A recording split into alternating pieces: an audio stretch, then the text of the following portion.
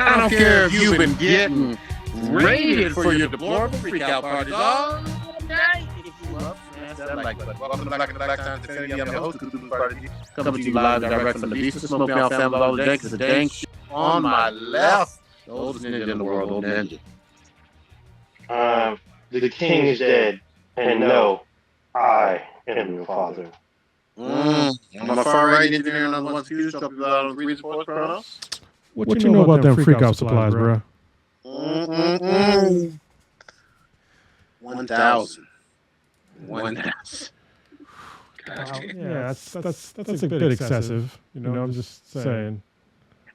I know we barely just hit the server week. I know we're going to do a deep dive, but just know the math is not one person for one bottle. Not even close. Like it's multiple people per bottle. Well, I mean, it depends on what kind of drugs you're doing. Yeah, it depends on a lot. It depends on a couple of factors, but I mean, we got boxes of baby oil, exploding pagers, and I thought pagers was an obsolete technology for some reason. No, they're not. They're still I had no idea. I didn't know people can turn them into bombs. That's new. I can tell you the story about that if you would like to know. I know the story. Yeah. No. I was just like, there's just a lot of stuff that's been going on. We'll go into that later on. Yeah, let's do the normal intro first. Yeah. Then we'll get into like all the other stuff. Yeah, I don't want to do that, but I was just putting it out there. Just what do they call like a precursor? Yeah. Sorry we missed a week. I had a Pink concert to go to with my daughter, and it was fucking awesome. I can talk about it later. But normal stats, listener of the week would be Apel. That's all right. That's his name. Apel. Apel. Apel. I can't mess that up. Maybe. I don't know. And nobody's in the chat just yet. So. And we started. It's about to get danky. Ooh, this dankness is about to get real sticky. Off the cover. All right. Old Ninja, we're going to do a truncated version of pouring out beverages. What you got? Who you got? Yeah, there's been a lot of our dealer departed. I'm only going to do 3 this week in the interest of time because we got a lot of shit to cover this week. I'm going to cover the rest of it this week. I'm going to start with this one here, Sid Vicious. Well, we're pouring out cognac this week. Yes. That guy, he had the wavy hair, like Norman Osborn. Yeah, so we're pouring out cognac for our dealer departed this week. Take your various, doesn't matter. Cavassier, I would say Cavassier, but we're going to be talking about the dealer. So we can just do Hennessy or VSOP of your choice. So we'll start with Sid Vicious, born Sidney Raymond Eudi, I believe that's his last name. He was a professional wrestler known as Sid Vicious, Sid Justice, and Psycho Sid.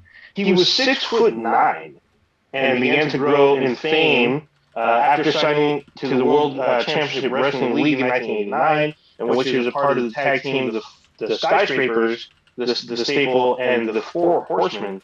He debuted in the World Wrestling Entertainment League under the name Sid Vicious in 1991. He takes his name from the guitarist of the Sex Pistols, whose name was also Sid Vicious.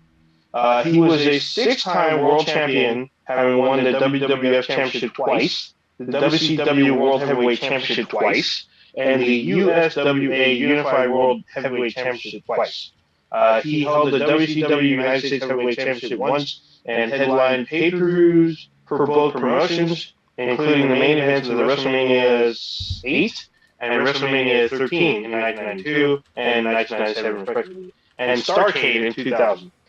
He made an appearance in the 2000 film Ready to Rumble alongside David Arquette and Scott Caan. In 2011, he appeared in the horror movie River of Darkness with fellow wrestlers Kurt Angle and Kevin Nash. That same year, he appeared in another horror movie called Death from Above with more wrestlers, with again Kurt Angle, this time James Storm, Matt Morgan, Terry Gurin, and Jessica Cressa. On August 2nd of 2012, he appeared on the CBS reality series Big Brother 14 with his son, Frank. He was a contestant. He died at the age of 63 after a long battle with non-Hodgkin's lymphoma. Damn, I have to say, so Sid Vicious, remember watching him wrestle when I was growing up, and he had one of the worst injuries I've ever seen on live TV when he came off the top rope, and he was going to kick. He has like this kick move that he does. He get off the top rope, and as he went to kick it in the face, the leg that was coming down snapped in half. And it was on live TV. And then he held it up like a noodle, like on the ground. I was just like, this is terrible on live TV. So, yeah. There's a lot of things that he did, but I had to truncate some of it because he was known for a lot of stuff. He did some first for WWE and WWF as well. So R.I.P. to him, and it sucks that he died of a form of cancer, unfortunately. They're saying there's an echo. There's an echo. Hold on. How is this possible? It could be me. No, it's probably me. It's not you. All of us? No, it's something on my end. Okay. Which is weird. Okay, there's one. Nope, that turned. When do you guys talk? 1, 2, 1, 2. Okay, that might have fixed part of it. Okay, talk again. Next up. I got one. Okay, should be fixed now. That's fucking weird. Good? There was like Well, two of the I'll inputs continue. were like doubling up on my side. That's weird. Anyway. Yeah. Good thing you got that. So I'm gonna doubling up. I'm gonna pick this one next. This is fairly recent.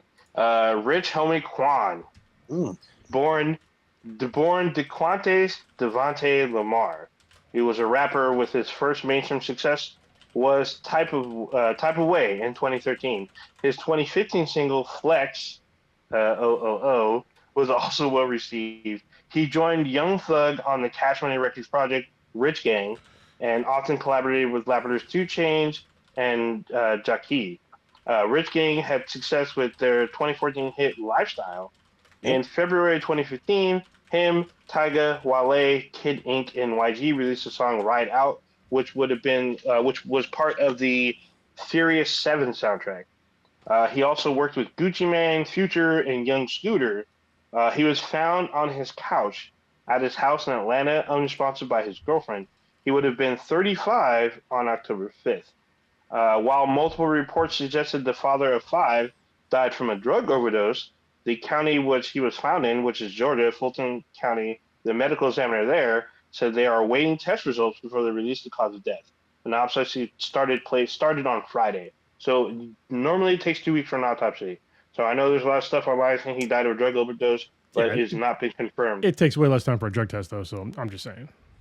True. But, I mean, so even though there may be a drug test, there could have been other factors that contributed to his death. So it probably wasn't 1,000 bottles of baby oil and lube, right? No, it shouldn't. That shouldn't have happened. Unless he ingested it, maybe not. Oh well, yeah, there's that. Super young though. Super young guy. I guess depends on where you ingest it. I mean. Wait a minute. Damn. Freak out. Damn, I wasn't ready. We already started. Man. That was gross. Or awesome. I mean, it depends on your freaks. It depends on your perspective. Yeah, I'm about to say it depends on your perspective. It depends on how much you can take. Pun intended. Lube helps how much you can take. So I'm just saying. Yeah, dang. So the last one I'm picking for this week is James Earl Jones, legendary actor, famous for some of the most iconic roles in media history, and he doesn't even show his face for some of them. I feel like he needs no introduction due to the fact that his very name is known by most people. Maybe not all, but like most people on the planet know who this man is. But I'll go into it as much. I'm probably going to go a little long on this one, but here we go. It's why. That's okay. He's a trailblazing African-American actor for having gotten an EGOT. An EGOT, which is an Emmy, a Grammy, an Oscar, and a Tony. He was inducted into the American Theater Hall of Fame in 1985. He was honored with the National Medal of Arts in 1992, the Kennedy Center Honor in 2002, the Screen Actors Guild Life Achievement Award in 2009, and the Academy Honorary Award in 2011. There are also a whole host of other awards that I won't even go into. Literally, it's half a page of more awards that he got. I'm not going to keep going. You can look them up. Those are just the ones that I've mentioned.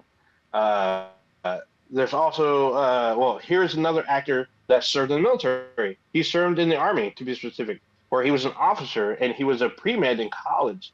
After the Korean War, he pursued acting. Actually, he acted while he was in the service as well. He made his acting debut on Broadway.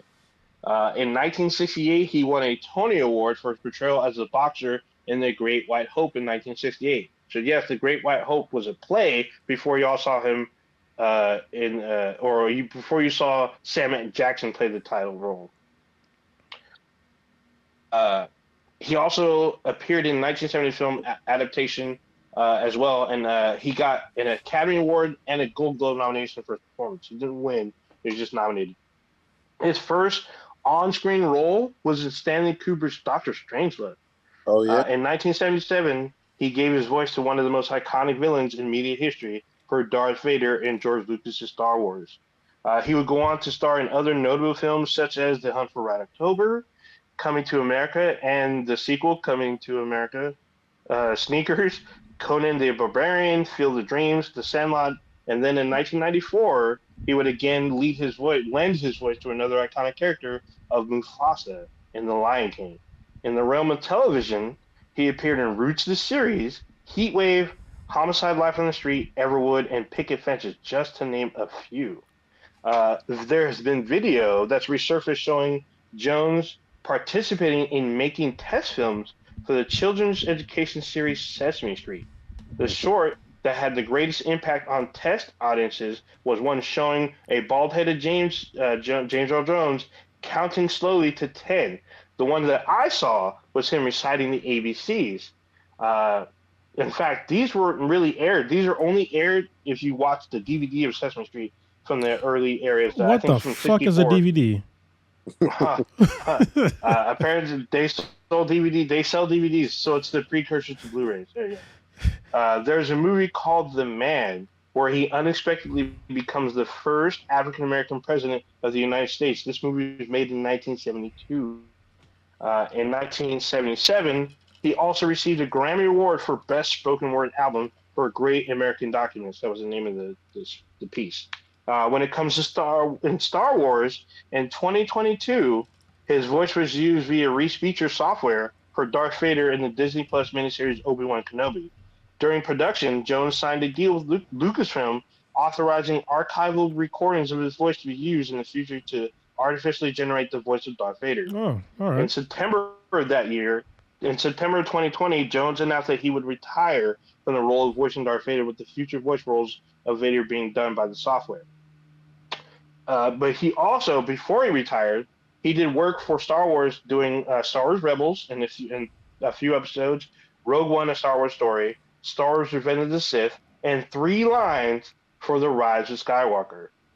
In the live-action remake of The Lion King, James Earl Jones was the only returning cast of the original animated film.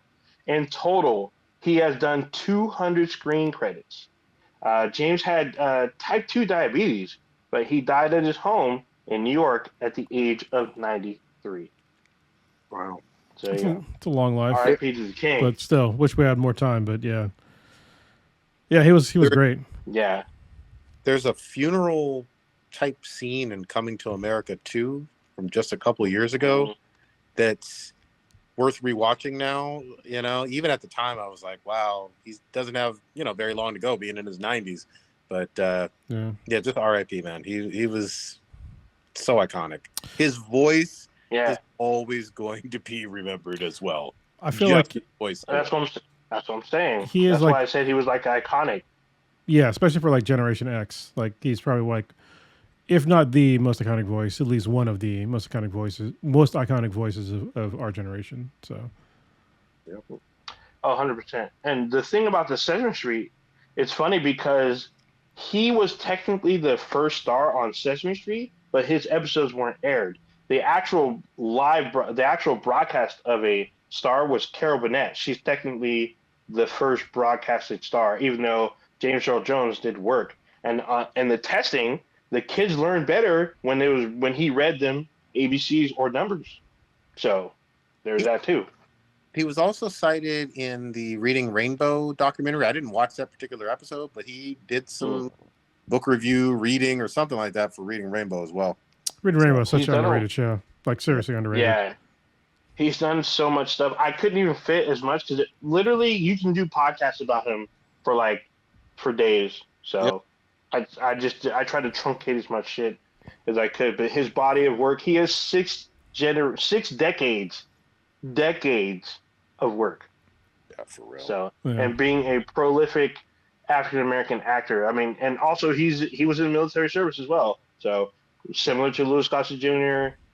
They both have very long careers. I remember growing up, like, a lot of people consider him black entertainment royalty, to be honest. Yeah. Him, Louis Gossett is another one, Ben Vereen, I remember, Billy D, Diane Carroll, like, the list went on and on. It was like the golden age of cinema for them. So, obviously, Richard Roundtree could be argued as well, but another dearly departed. Sex Machine. Mm-hmm. That's what didn't he play that?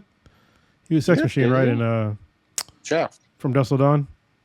No, From Dusk Till Dawn. That's I always confuse these two guys. Fuck. No, From Dusk Till Dawn is Tom Savini. Tom Savini is Sex Machine. Yeah, but that was the same actor though, right? No, Tom Savini is an Italian guy. No. Oh yeah, you're right. Sex Machine was Tom Savini. Who was the other guy then? Oh, that was the other him, guy. right? That's Roundtree. Yeah, but he turns into Yeah, he's the guy that says Sex Machine. No, he's but not Sex Machine. I know, but in in the movie, he says Sex Machine after he turns into a zombie, so they get into a fight. So, and then he ends up being a zombie anyway. So, right guy. Yeah, I'm good. Yeah, he was a badass. Like in the movie, he was like killing zombies with his bare hand. Yeah, he ripped one of their hearts out. It was pretty awesome. Anyway, that movie was great. That was great. That movie. Like, I feel like I need to go back and watch it because I remember watching it at my dad's house when I was a kid. And I was like, what the fuck is happening here? Because it seemed like such a normal movie.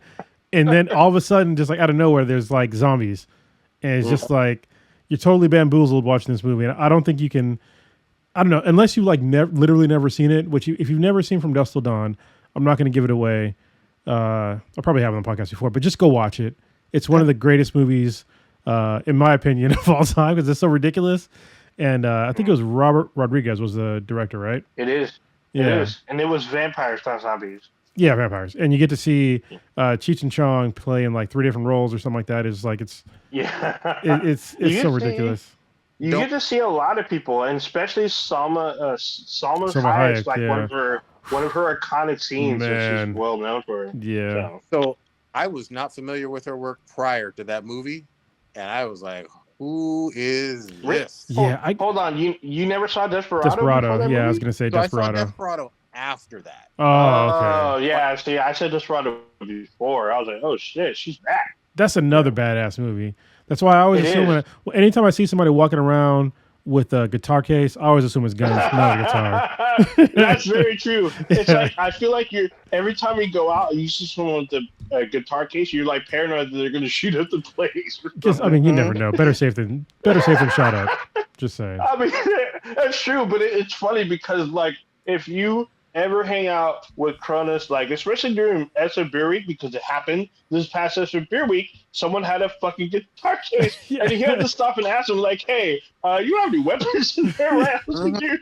He opened it up. I think he had a badass Flying V.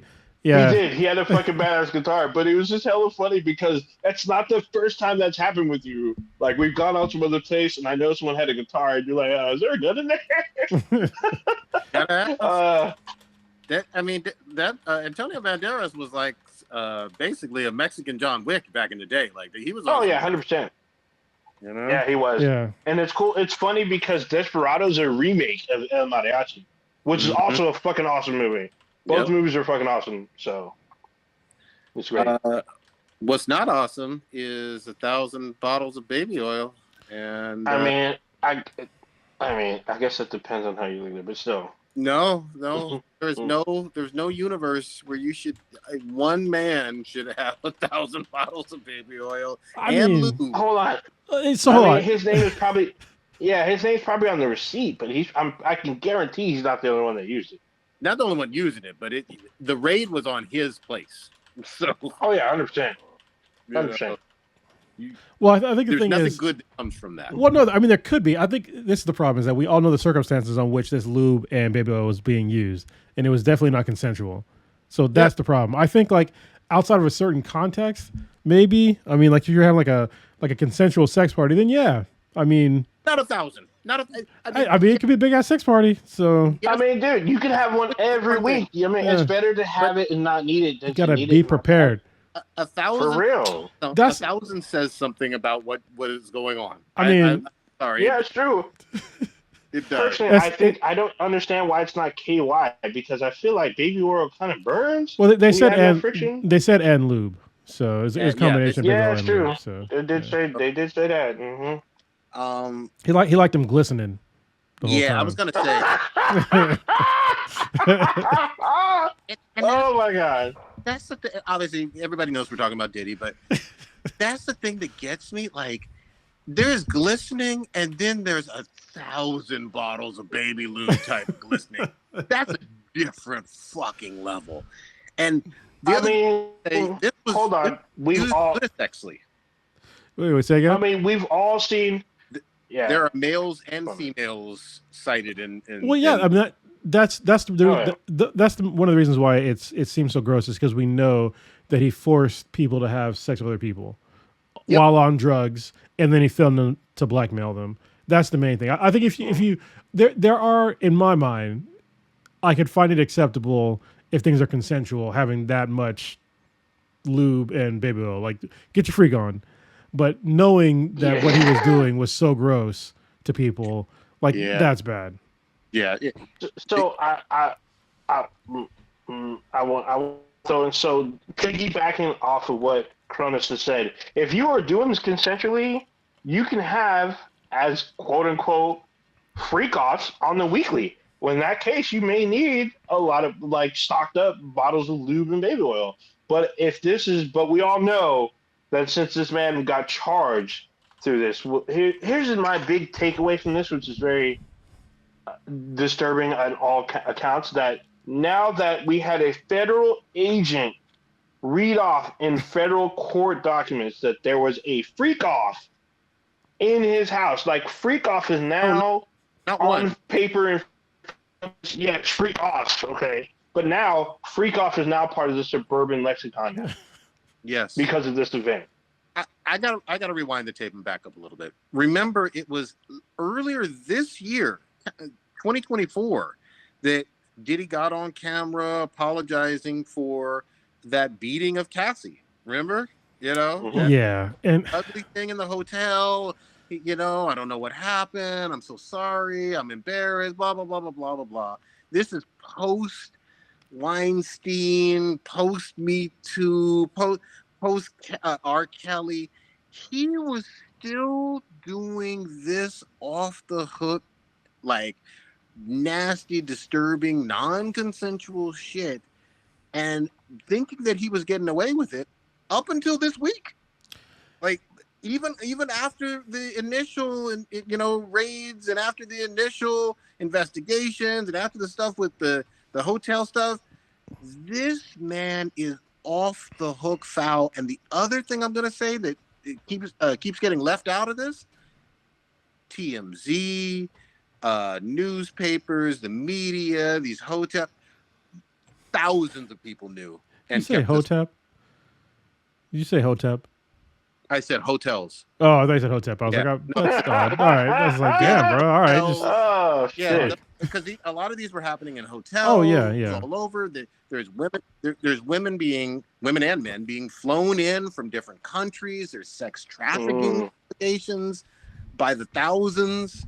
A lot of people knew about this shit, and a lot of people, we've heard about Diddy parties in the like popular music and on television and whatnot since the 90s, and it's 2024 now. This man has been doing it decades. Well, yeah, I mean, he blackmailed folks, obviously, but I think one of the main things that was crazy to me is the same thing with you, Prodigy, is the fucking pure audacity of this dude not cleaning up after himself. It's like, if you know that the feds are onto you, like, why the fuck wouldn't you get rid of, like, I don't know, all the goddamn evidence, you know? Like you should have been in there, like, you know, shredding hard drives and getting rid of all your fucking freak off materials, you know, cleaning up everything.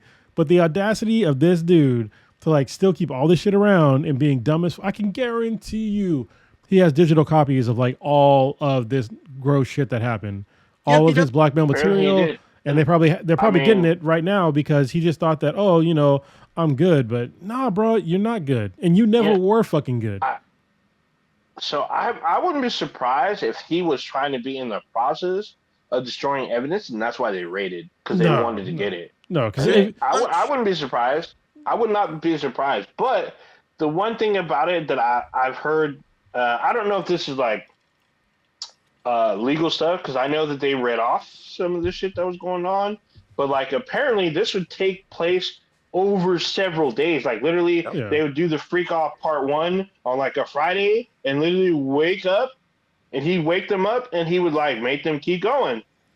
Like he oiled them up again, and some people would some people would leave because they were like, I don't know, had to be runway models somewhere or something. And then he'd bring in more people. He just switch people out and just keep the party going.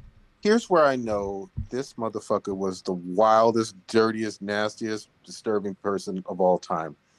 They had allegedly IVs to give people fluids because they busted so many goddamn nuts and shit that they were out of fucking fluids in their body. They were depleted and needed to be on an IV. This is not no regular sex party. This is not no regular. It's a freak. Party. It's a freak off. A freak off. Say her name right. Freak off. I'm just saying. As long as it's consensual, I don't give a fuck. But obviously, it wasn't. This was nowhere consensual. And just to further add that point, one of them, because some people, you know, it's just some freaky shit. No, one of the drugs that's also listed on here is the date rape drug. Yeah. So let's be fucking clear. This wasn't just a little bit of booze, a little bit of weed. Nah. He's out here kidnapping, sex trafficking, and like lots of, not just onesie twosie, lots of date rape. Yeah. Let me just segue a little bit. You know the candy jar and that was not candy. Yeah. You just already know. I'm gonna segue a little bit because I'm already seeing it. And it bothers me about the culture is that we're already seeing people defending this nasty motherfucker.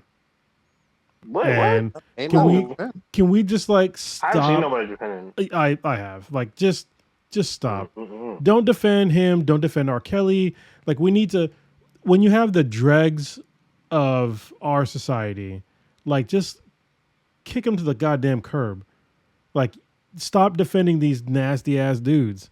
Of like doing, you already know like what they're saying is sometimes there's allegations, you know what I mean? Other times there is like a mountain of evidence against somebody and you cannot deny it anymore. I mean, just listen to Cassie. I mean, fucking Maya talked about it. A whole bunch of other people have talked about it. They all talked about this shit. Like it's true, and they're, you know. Oh, you can't leave out Cat Williams. Yeah, Cat Williams. 2024. He's the one busted it wide open. Just don't defend this dude. Give credit where credit is due. 50 Cent been talking about this nasty ass freak for over 20 years as well. Let's be real. He's talked about him in interviews. He's laughed at him. He's clowned at him. Tupac used to go off on Puffy too and had a whole bunch of allegations against him and whatnot about how he was dirty and slimy. There's a long list of folks who've been talking about Diddy for a while, but it seems like he never stopped. Again, this is a man with grown children. You know what I mean? So you heard, though, I don't know if you heard, one of the allegations that his oldest son was in some of these parties. Of course. So, I mean, it gets, nothing good comes from 1,000. You can have a little bit of lube. I'm not an anti, but God damn. Once you start going Costco warehouse, like, you know, pallets, that's gone too far. You've gone too far. I'm gonna stick with it. If you are doing consensual I'm just sticking with consensual freak offs, consensual of age freak offs where everyone Is everyone knows the rules and the date and time and all that shit, and everyone shows up. Everything's cordial, and you everywhere. You're gonna need that kind of lubrication. I get it. Honestly, but, I'm very confused on why Prodigy is like not understanding. You're a freaking motherfucker, right? bro, and you're like, there are plenty of freaky things. I am all there for it. However, there is a limit to my being able to intellectually understand 1,000. but you can understand a Fuda though. Yeah, right. I mean, for all your foodies and bears, that's Yeah. how much fucking lube you would need anyway. Why you playing? Quit playing. What was? I think the bus was on Tuesday. That is a lot on a random ass Tuesday. Yeah. I mean, bro, Prodigy, how you gonna get through like the friction from like fucking a bear and like all the hair to get to exactly. like? I'm just saying, you got to get some extra lube in there. You gotta need all kinds of lube. That's at least one whole box. That's at least one whole box. One whole box alone. You're gonna be starting forest fires. Yeah, exactly. while fucking Smokey. Oh god dang. Damn. God dang. But this Oh man. The other thing too, just to point out, ain't no bail. Oh no. He's definitely a flight risk. Yeah. You know, this is, here's the other thing too. There's going to have to be some level of cooperation with law enforcement in terms of, there's a lot of people who knew about this. Again, this is on some Epstein level. Hold on. I think just think about how many rappers, R&B singers, politicians, models, TV stars participated. Exactly. And or knew. And or victims. Like, let's be honest. There's like a lot of victims. So so here's the thing. When every time I saw victims, I'm thinking underage, unfortunately. Oh, and I feel like there's of age. Yeah, it's both. There's both on here. Yeah, so that's what I'm saying. I think most of the people that were of age were consensual, and the people that were underage were definitely victims. Hold on. Cut this shit out. Once you talk about date rape, drugs, and shit, all that consensual stuff goes right out the fucking window. So let's be really clear on that shit. You giving somebody date rape drugs, you can't consent to anything. But also, just to be really clear on this too, again, there's male, there's female, and there's underage going on here. It's the whole fucking gamut. So yeah, it's too fucking much. A few groupies, little bit of party time. That's one thing. A whole different. Level. Groupies were there. You already know groupies were there, but they were in the mix. This was a pot, like an oatmeal pot of freak off. The other thing too is, again, there's a lot of filming, because that's where all this evidence and whatnot. There's he recorded himself and the other folks without their consent and whatnot doing this stuff, and was using it to blackmail people and shit. Basically, he's filmed his own crimes. You know what I mean? Like, that's the feds got all that stuff. You know what I mean? Like. I hear the dumb guys leaves the evidence of the thumb drives. Yeah. Oh my god. You won't be around next year. The crime too severe. It comes to feds from the rear. Oh my god. Shout out to Ace Payne. I even saw Suge Knight give a goddamn a statement or whatever. I was like, "Aren't you in jail?" Yeah, that seems quite odd. Yeah. Like, sir, you are a felon. Yeah. Like, still serving time. You know what you did? Yeah. He's like he's a 2 strikes felon, ain't he? Oh man. All I know is Vanilla Ice is still scared to say that man's name. You know what I mean? Damn. That's all bad. Also, though, so I know from this, a lot of people are like, what is it? Free Meek Mill and just other crazy ass shit. Like, he's going to be on the stand in like a couple months. So it's highly likely that Meek Mill was one of the victims. It's highly likely, not proven quite yet, that even Usher Raymond was in the mix. and Oh yeah, 100%. But also like the game, some of the other bad boy artists that are probably going to end up being there. It's going to be all kinds of shit. I wonder if that's why Mace found Jesus. ooh, Maybe. Ooh, damn. and yeah. Damn. Mace was hot for a minute, and all of a sudden he was Yeah, like, and "No, all I'm, of a I'm gonna be a pastor." I'm like, oh, that's Yeah, okay.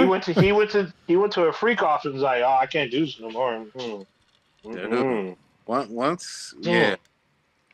yeah, a freak off. Damn. I can't believe that's part of everybody's vernacular now. I told you, so we in the culture knew what a freak off was, but now suburbia knows what a freak off is. Unfortunately, under these terms, so honestly, that must have been kind of gross because, like, to do certain things in certain orifices, like if you're not I don't know, clean, like it'd be kind of gross. Plus the smell of baby oil. Yeah. So, you know. But here, you're absolutely right, Cronus. I completely agree. The only thing I would say though is if you're administering IVs, you have medical professionals somewhere. Oh yeah, you have a medical team on standby. You know, on standby. You can't just pull somebody off the street and be like, "Here, administer an IV." Like you gotta have some clinical training to do an IV. I mean, you don't need. I mean, I can give an IV, but yeah. Yeah, I mean, medical training. You can have some. You gotta have some. I'm just saying. It's just it's a lot of folks did a lot of really bad things and were complacent or directly involved in it, and it's gross. And I hope that he pays for his crimes and his victims get some compensation because he's got a whole lot of money and he owes that at minimum to his victims. So yeah. So I don't know if y'all saw, there's a case in Michigan that he was thrown out of court, so he got saved $100 million. So he still has that. So, wait, a case for like freak off stuff or a case for something else? I believe something similar or something different, but it was a whole thing. It came out today, early this morning. Okay. Yeah, I saw some of it, but it was a case that was thrown out in court this morning. It was $100 million lawsuit. And for anybody defending Diddy, again, I'm just going to reiterate this. Earlier this year, you saw with your own eyes him beating the absolute ever-loving fuck out of his girlfriend at the Cassie. Yeah, Cassie. And I mean, he's a drunk fucking maniac. We talked about it on the show. Yeah. Whenever that fucking happened. Can you imagine being so fucking crazy to like whoop the shit out of Cassie? I mean, hold on. I'm gonna preface this before I say it. If you're ugly, it doesn't mean that you deserve to get beat up. But like just imagine beating up somebody that's beautiful, and it's just like in like such a like what the fuck is wrong with you? So like, and she's famous, she makes money, and he still had the audacity to drag her through a fucking hotel. And this is what blows my mind. It's kind of what a Prodigy's point is. This hotel had this footage for how many goddamn years? Of 5 years, 6, 7 years, whatever it was. Yeah, like what the fuck? Oh. Not to mention, at the time, Cassie was a teenager. I believe she might have been 18 at the time. Well, maybe 17. I don't know. Yeah, I don't know if I don't know about that. I don't think she was underage at the time, but no, she wasn't. But she was still a teenager. She wasn't 20. Well, even if she was 39, I mean, this was just no. You're right, but so you can spin a goddamn Wheel of Fortune wheel on horrible shit Puffy has been proven to have fucking done. Like there's no wiggle room on that. He's a fucking maniac monster. And again, because this was this week in terms of this particular raid and all that, and him being actually arrested and shit, there's no indication whatsoever that he ever would have stopped this. He would have been 80, 90 years old. I mean, it's obvious he was under investigation and he's still doing it. Real quick, Old Ninja, your friend Kevin is in the chat. He said, "What's up?" Oh, what's up? By your government name, but also your government name is on full display. It's on. So. Yeah, I didn't get a chance to say it. Yeah, well, it is what it is. I'm not Diddy, so I don't need happy. Don't mind people coming after me. And I don't need baby oil. Well, at least not that much baby oil. Yeah, a lot of little too. It depends on what's happening to you. You might need some. That's true. That's true. I mean, Project, I'm still surprised. Like, I figured you should know there's a time and consensual place for Oh, that amount. look, So, I'm down with all the consensual, but you can't go this far. Look, it's too much. no, you can't. But this is kind of what happens when people that have too much money think that they're untouchable. Yeah. They think they're above the law. And I think I'm going to say it, but this also applies to everyone's favorite Republican candidate, Donald J. Trump. Eating dogs and cats. I mean, fucking crazy. Yeah. Yeah. I can't believe how much this dude, I guess we're just going to segue into it, the debate. How much this dude got baited by Kamala Harris on live TV, and how triggered he got, even though all these conservative folks talk about these weak-minded, liberals, and they get triggered and they're so weak and blah, blah. Look at this man on live TV got so triggered by somebody mentioning that his crowd sizes are not that big and that people were walking out because they were tired because he was boring. And then it was over. It was over when Kamala Harris shook his fucking hand. It was over. Like, he was already just like totally out of his element. The fact that she walked past her point and met him at his own podium and shook his hand, like, it was done. She had a plan. She kept to it, and she fucked this dude up. And while fucking this dude up, she also didn't give that much actual policy like speeches. But I think she had a plan, was to show how much of a clown that this dude was. And on that point, mission accomplished. Because goddamn, he had concepts of a plan. And then he talked about Haitian migrants eating dogs and cats in Ohio. Like, this was on national TV. Just think about that. National TV, this dude talking about migrants that are also here legally eating dogs and cats and possibly geese or some shit. Like, how far off the fucking rails do you have to be to even like contemplate that in your mind when you're talking about a debate to become the president of the United States? Yeah. I mean, go ahead, Prodigy. Yeah, I really want to bring this point home. A lot of Americans have very little zero sense of history when it comes to Haiti at all. Haiti's done a lot for America, specifically for a whole lot of Black Americans, but just Americans in general. But I'm not even going to go into all that history. This was just a racist-ass trope. People have heard this racist-ass trope in the Asian American community for decades and decades and decades. It's ugly, and it's meant to dehumanize another group, and it was foul and fucked up. And then I heard his VP essentially try to fast talk it, but admit that this was bullshit and that he just floated it out there so that the media would pick up on it and, focus on American suffering, which doesn't make any fucking sense whatsoever. But there's no evidence whatsoever of any Haitian Americans eating any dogs, cats, wild geese just caught up in ponds and shit in Ohio or otherwise. This was fucked up racist bullshit. And it should have been called out. It should have been called out louder to me by the media. But, it is what it is. Actually, I've heard nothing but loudness from the media. Usually they start about almost every media outlet starts out by saying they call it a trope. Some say racist trope. Some just say a false rumor. Some of them say conspiracy theories. All of that is prefaced before any time they speak about Trump or Vance. Almost every article I've read, everyone starts with that, either trope, conspiracy theory, or rumor. Those are the three things they say before they even start about getting into the meat and potatoes of their article. Every time. That's all I see. I don't disagree with you, Old Ninja. I don't. But I don't think that's still far enough. I think you need to also talk about the fact of how dangerous it is and how people in Ohio are getting death threats You know, I think you talk. No. So I'm gonna go one step. Rolling Stones.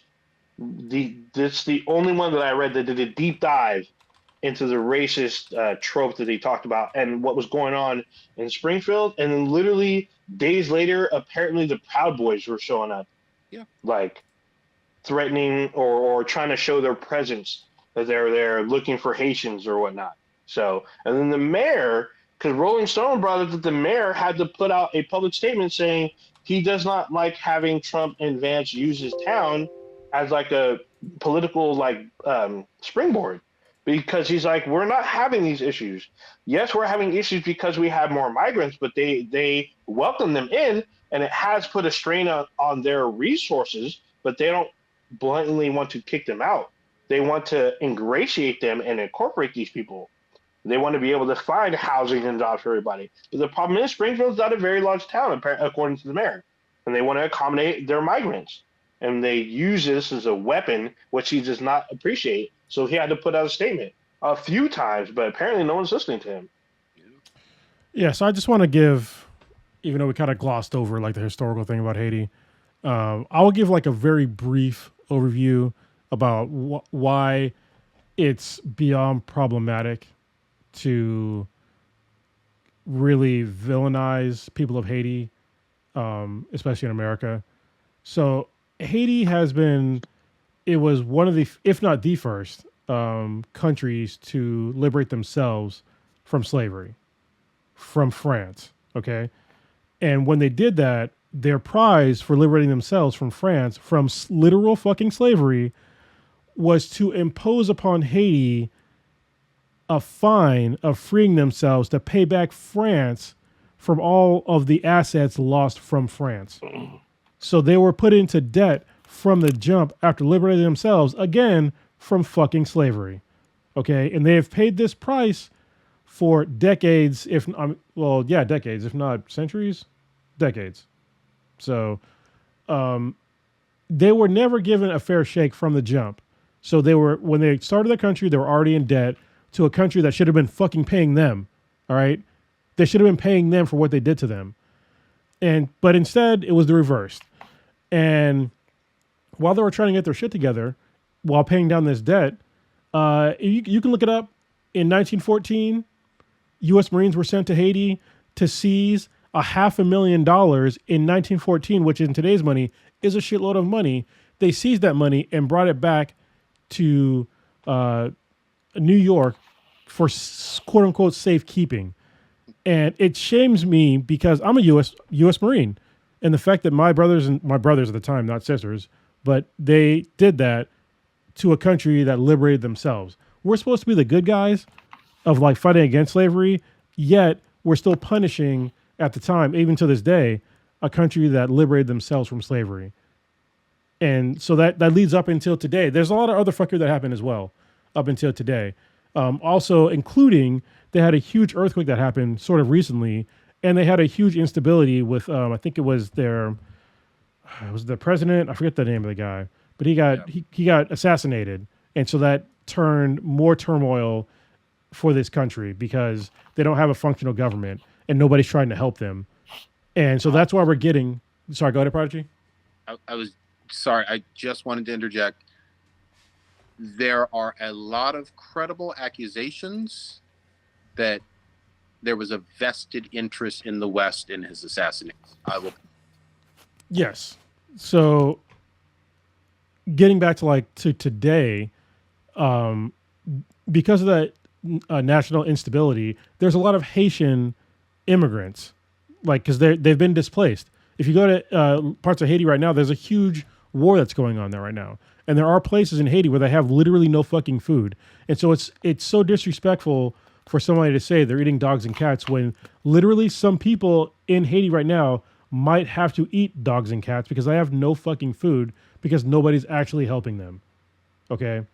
And when they went to Ohio, they went there because there were jobs that were not filled because the town they went to had a population loss. So they couldn't actually fill the jobs that were needed for a couple of plants that were there.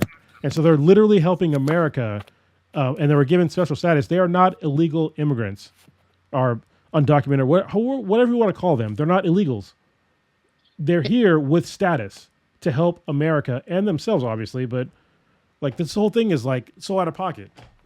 Let me be really clear. I guess I just need to say it this way to bring it home. They don't say anything to this level of racist bullshit. Ukrainian immigrants from that war. About what? Sorry, Ukrainian immigrants. Oh yeah, None whatsoever. You wouldn't dare say any bullshit about the Ukrainian women are cooking up pigeons, or you wouldn't say any of that bullshit. You don't ever hear that shit. You're doing this because these are black Caribbean folks from the African diaspora with obviously Haiti's history and all of that, and it's just some racist bullshit. And now just to be clear, especially for any Asian Americans listening to this, it was never cool when it was going on against Asian Americans either.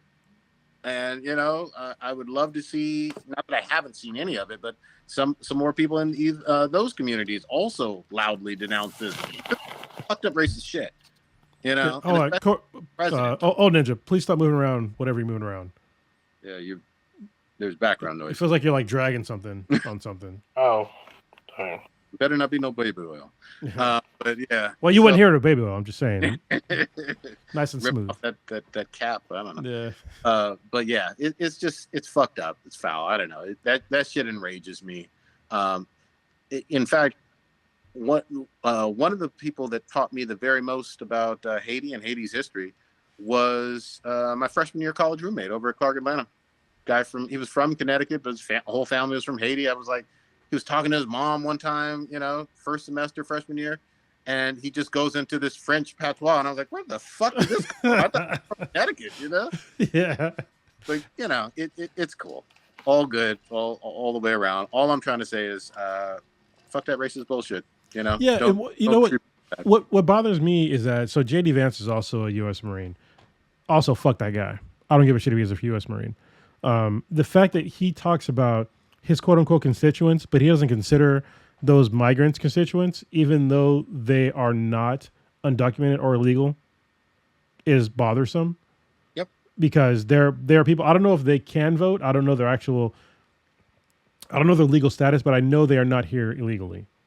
Yep. So, and they're here literally to fill a role that those people there couldn't fill. And this gets into like this whole other discussion about the lower birth rates of Americans right now, and the fact that people, if you look at like how many babies you need to have to like sustain a society, okay, it's I think it's like 2.3 babies, something like that, to like replace and keep growing your society. We're below that right now. Well, I think we're below like 2 babies, and so that's why you're seeing this. Like that's the real push for all this, anti-abortion stuff. It's to have more babies. I'm not going to say what kind of babies. You can just imagine what I'm talking about. But the real fix to this is not trying to force more certain kinds of babies. The real fix to this is just open up immigration, because immigrants have more babies than native born usually. Okay. So that's the real fix to our immigration problem, because if you don't have enough people having babies in any society, then you're going to get to a point to where not enough people are paying into your society to sustain those that retire eventually, or those that are disabled, or are not having enough tax money to like pay for like all the things that we currently enjoy, like roads and fucking electricity and shit, like a bunch of shit that is normal in any society. If you don't have enough taxpayers to like pay for this kind of stuff, then your society is going to crumble. I'll take it back to even like late 1800s, man. Some of this shit is just old fucking tropes. You can look at old newspapers from that fucking time that were just anti-immigrant or whatever. And I'm talking about like European immigrants too. Yeah. Just because somebody came from somewhere else on this fucking planet does not mean that they're any less fucking human or less worthy or whatever, or not trying to work or trying to skate. It's old, tired bullshit, man. It's the same shit that happens decade after decade after decade after decade. Yeah. There's actually a couple of things. So in the chat, Domino brought up a couple of points that are really good. One of them is the cultural differences. Like in some places, it's okay to eat a dog or a cat. Like that's just like it's not like, and also other places, it's definitely not okay to eat a goddamn cow. Like if you go to India and try to eat a fucking cow, ask for a steak, you're like no. So we put everything in America through like this really weird like Western lens, because we happen to have cats and dogs as pets. But in other places, like it's a food source, and I'm not gonna poo-poo them for this, especially when there's no other viable. Actually, no, it doesn't even fucking matter. If you want to eat a dog or a cat, and they're like wild dogs and cats, like I don't really give a shit. Like do what you got to do, and also, she made a point of like having a sustainable society that basically we should have a society that people would want to have kids in. And I think right now people are kind of missing the point on that. Of like our society in America right now, there's a lot of reasons. Like if you have to ask like mainly women about this, because I don't want to put this squarely on women, but I'll put this mostly on women because you have kids. Men do not. So ask them why they don't want to have children. And I'm pretty sure you're going to hear the answer of like, well, our society is kind of fucked up right now. I'm like, just think about like if you have kids, most of us have kids in this podcast. We all get kind of nervous about just sending our kids to school because you don't know if the school's going to get shot up.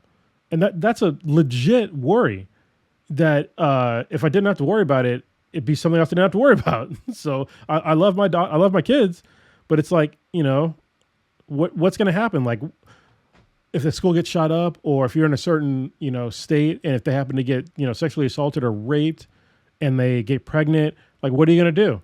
And if you're in a certain state and they have to have that kid, like, what are you going to do? You know what else I find ironically funny, in a morbid ass fucking sense? It's that in rural places in this country, the Appalachia, the rural Georgias, the rural Kentuckys and whatnot, maybe even fucking rural California, I'll go there. There's a whole lot of people that low key eat roadkill. Like, yeah. Literally a possum or fucking raccoon died on the side of the road, got hit by that truck. I'm gonna cook that possum up. Now, I don't hear a whole lot of presidential debates about, they're eating possum, they're eating raccoon, that's not part of it. So that when I say that this is some racist bullshit trope shit, it's only directed at certain groups, for political gain. And, if Billy Bob wants to eat fucking possum, okay, fine. I think it's fucking gross. You know what I mean? But, to each their own. If that's what you want to do, that's fine. But to make baby on the nightstand. Mm-hmm. Yes. Not to each their own on that. No. You go to the jail for that shit. That's too much lube. But yeah, look, I've seen motherfucking Duck Dynasty. Some of them motherfuckers eat left possum that's well seasoned by some tires. Let's just say that. Yeah. That was the weird thing is like when somebody's talking about like they're killing geese and like eating them, I'm like, okay, like what is the like even in America, like what is wrong with eating a goose? Motherfuckers eat ducks all the time. We eat chickens, we eat turkeys. And they charge a lot. They charge a lot for duck. Like if you just duck ain't cheap.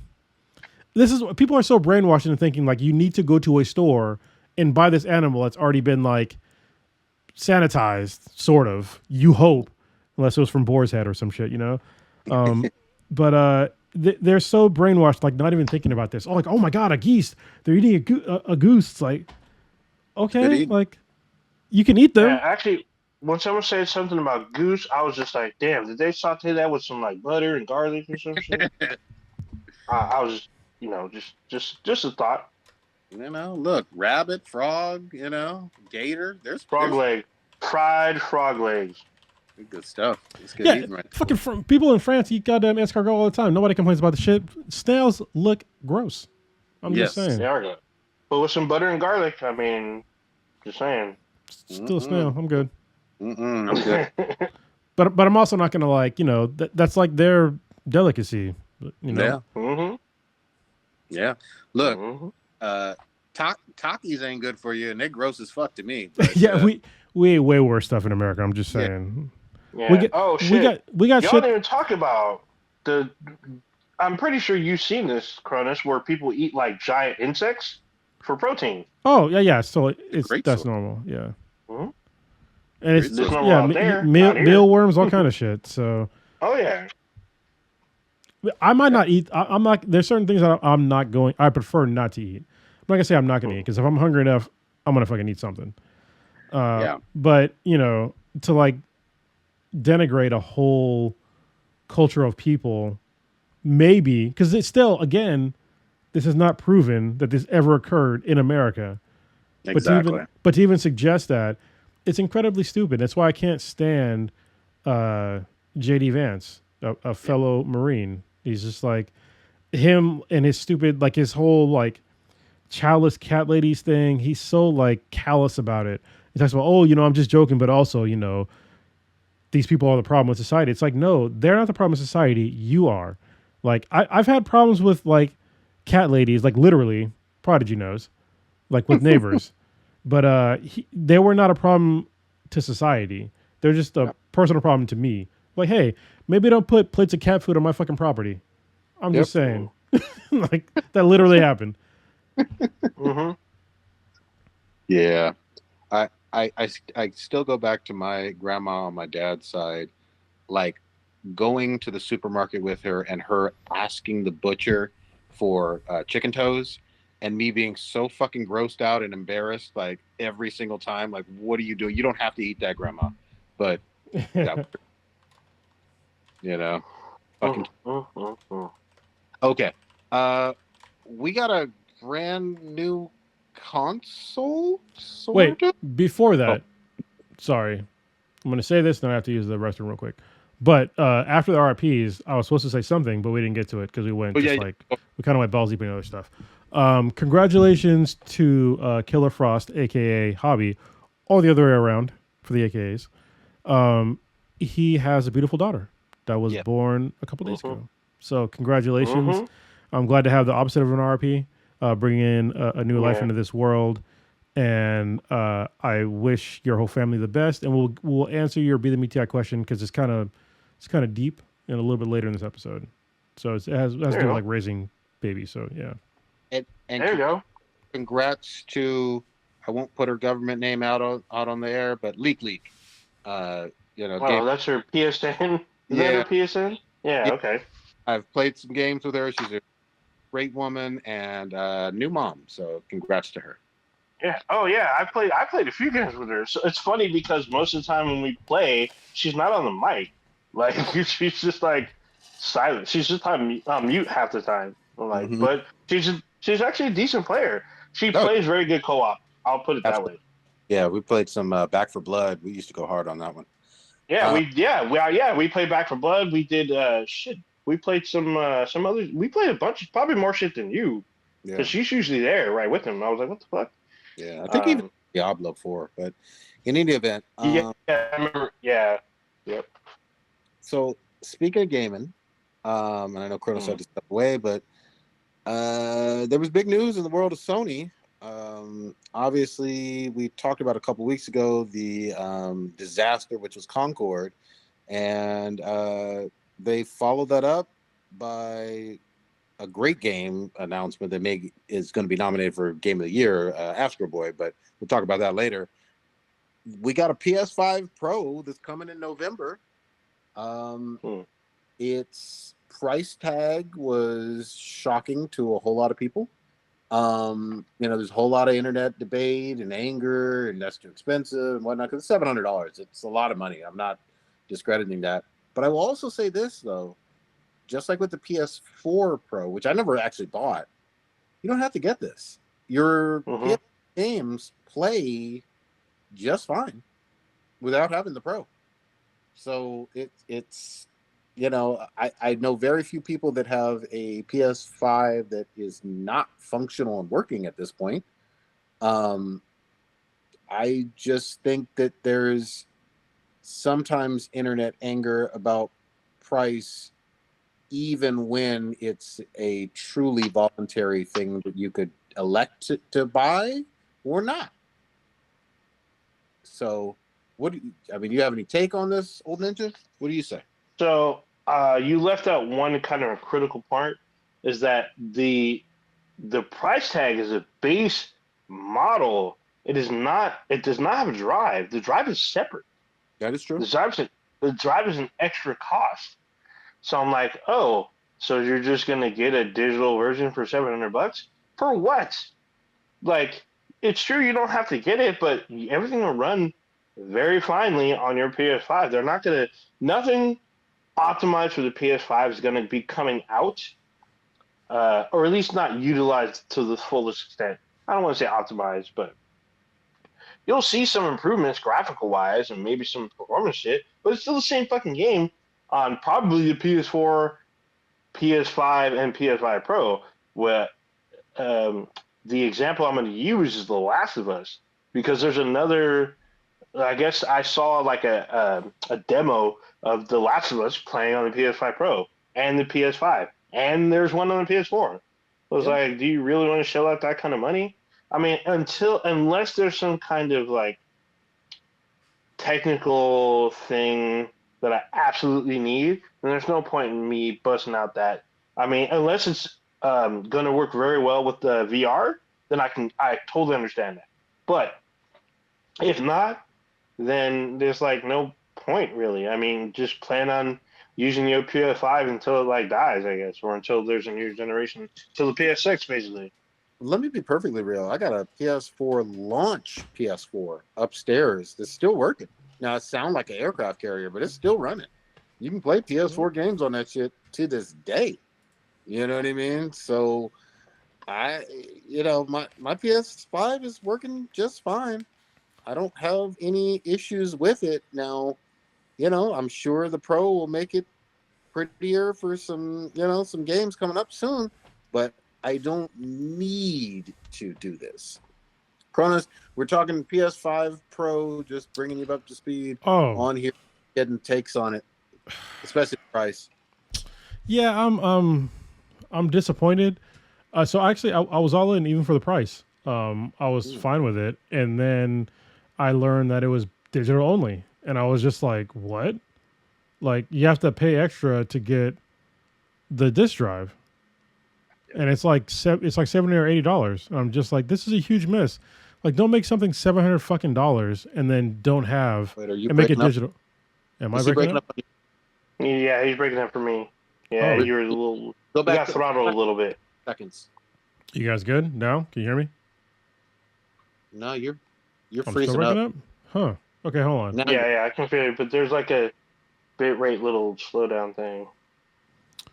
So you guys are good for me. Except for, yeah, you're. I could see Old Ninja dropping out, but not you, Prodigy. Okay. Well, I see you dropping out. Yeah, I see you froze a couple times, Cronus. Am I okay now? Apparently not. Okay, hold on. No, it skipped.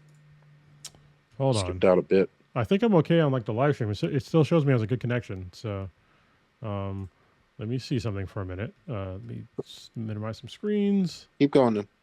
I'm gonna keep talking, but I'm gonna try and troubleshoot on my end. I still have a good signal. Mm-hmm. Okay, you should be good. Keep going. I'm good now. You can still hear me? Mm-hmm. You can't hear me. Yeah. Oh, you can? No, I can hear you. Okay. Yeah. I think Prodigy. It's a little better. This looks better. I think Prodigy's not talking to me. He's not talking to me anymore. Prodigy. I didn't. But go ahead. Okay. Going. Sorry, I'm gonna go back to full screen and bring everything back. Oh, there we go. Now it's got an error. And it's buffering. Okay. But you guys are good now, though, right? Yeah. Now. Yeah. Okay. Yeah. Good. Anyway, Jesus Christ, what the fuck is I talking about? Oh, okay. PS5 Pro. For me, it's going to be a miss because I was okay with the price until I saw that it didn't come with a disk drive. And I was like, what? Because that's like an extra, I think, $70 to $80. And now people are already buying them up, like en masse. And it's annoying. I know it has extra horsepower, which I was okay with, and I actually don't even know the size of the hard drive. So I thought it was terabytes. I think it's 2 terabytes. Okay, then that's I would still be in for that. But like missing like the disk drive is like, what are you guys thinking? Like, just if it's gonna be the pro version, like put in all the things. Like, I have a ton of. Actually, maybe I could be wrong here. Okay, maybe I'm the person that's like, out of touch. But I still buy my games in a physical format. The vast majority, unless there's literally like no choice, like Black Myth Wukong, I had no choice but to buy it in digital, so I got it in digital. But the other ones, like all the other ones that I can buy physical, I get physical. That's like 100% my go-to, because at the end of the day, the servers might go down, some shit might happen. I still want to have my physical copy of the game, and I like having physical things. Like I'm actually starting to buy physical books again because of the same reason. It's nice. Yeah, it's nice to have. Yeah, it is nice. I just got me a free bookcase too. Nice. So yeah, I mean, like I don't want. Yeah, their whole business decision on that is very confusing to me. I still might get it depending on the availability, because I mean I have. Not that I'm not broke, so I can afford to get one, but and I want to have another PS5 downstairs in my house. But yeah, just it seems like a miss that could have been avoided. Like you're already winning. Yeah. Like just take it might have been like a money thing. Yeah. Because I know that the prices of the PS5 rose in Japan, but it's also rose because the value of their money is stronger now because they changed their interest rates. So, also rose because you froze. Yeah, he's back. Oh, it froze. It rose because of the interest rates in Japan went from like 0 up a little bit, and so that raised the strength of their money. So they had to like raise the price of the PS5. But only in Japan though. Didn't they also raise the price of their controllers like secretly or some shit? Yep. Yeah, low key, yeah. But I can't complain. I got their fucking Big Daddy controller. I got the, the one where you can change out all the fucking buttons and shit. So there you go. Oh yeah, that's like the Pro, the Xbox Elite controller. I mean, they're nice, but I always thought that like, what's the point? Like, I don't know. For me, I don't feel like switching out all that kind of shit. I mean, it comes with extra shit. Didn't yours come with like another set of stuff you can switch out? Yeah, like buttons and back buttons, and there's a few other things that are like it feels nicer in the hand, but there's there's programmable buttons too. But PlayStation needs to really fix the battery life on their controllers. For me, it's not a huge deal because when I play like in my office, like the TV's like right there. I just plug my shit in to because like on my desk is like a bunch of like plugs and stuff. So I have no problem playing here, but it doesn't have a very long battery life. It's like 4 or 5 hours maybe, which is like kind of ridiculous. And it's like one of my main beefs, even though it doesn't really affect me that much, but I can see other people that aren't sitting next to like a plug all the time, like that's a huge deal. And people might make fun of the Xbox, controllers are having AA batteries, but guess what?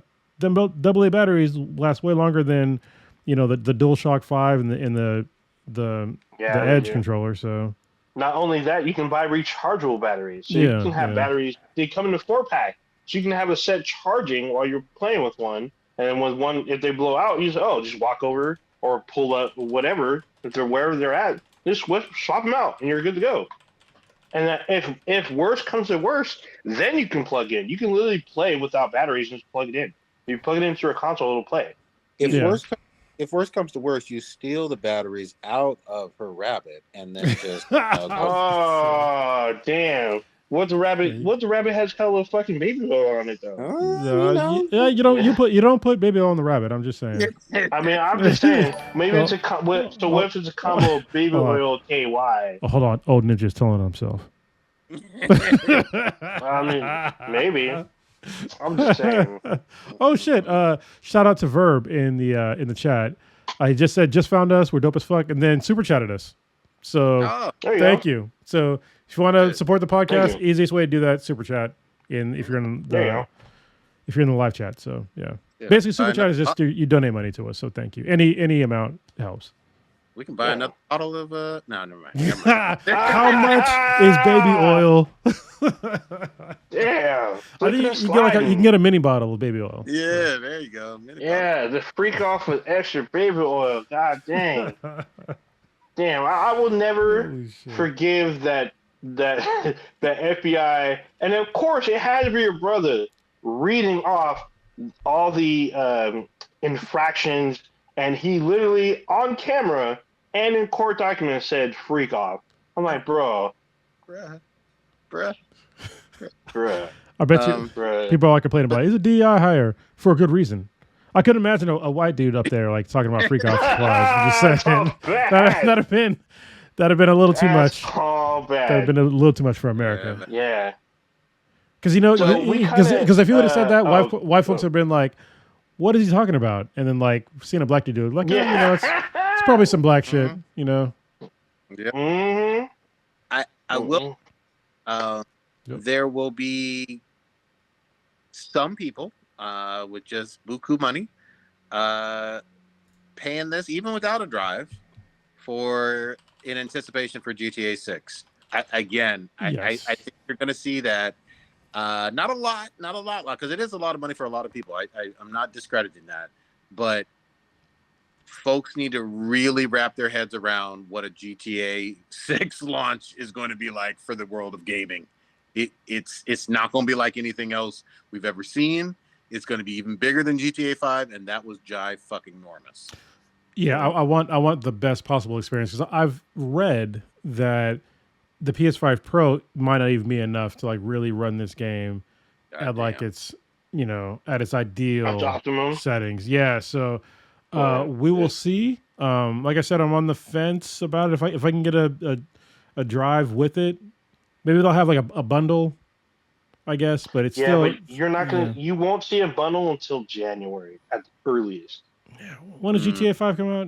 Or GTA 6 come out? It's not until the end of next year. Like it's no big fall rush. Of next year. Yeah, exactly. But that's a good point, though, Cronus. I could easily see Sony saying, "Get your PS5 Pro, and we've bundled it with a drive and the goddamn GTA 6 game." Like that's the move. $750. No, it'd be like $800 or more. So yeah, it should be. But I could see those bundles happening. I could see them right now. The ads for them all over the fucking place. So there's going to be bundles for GTA for probably both systems. So yeah, I'm not.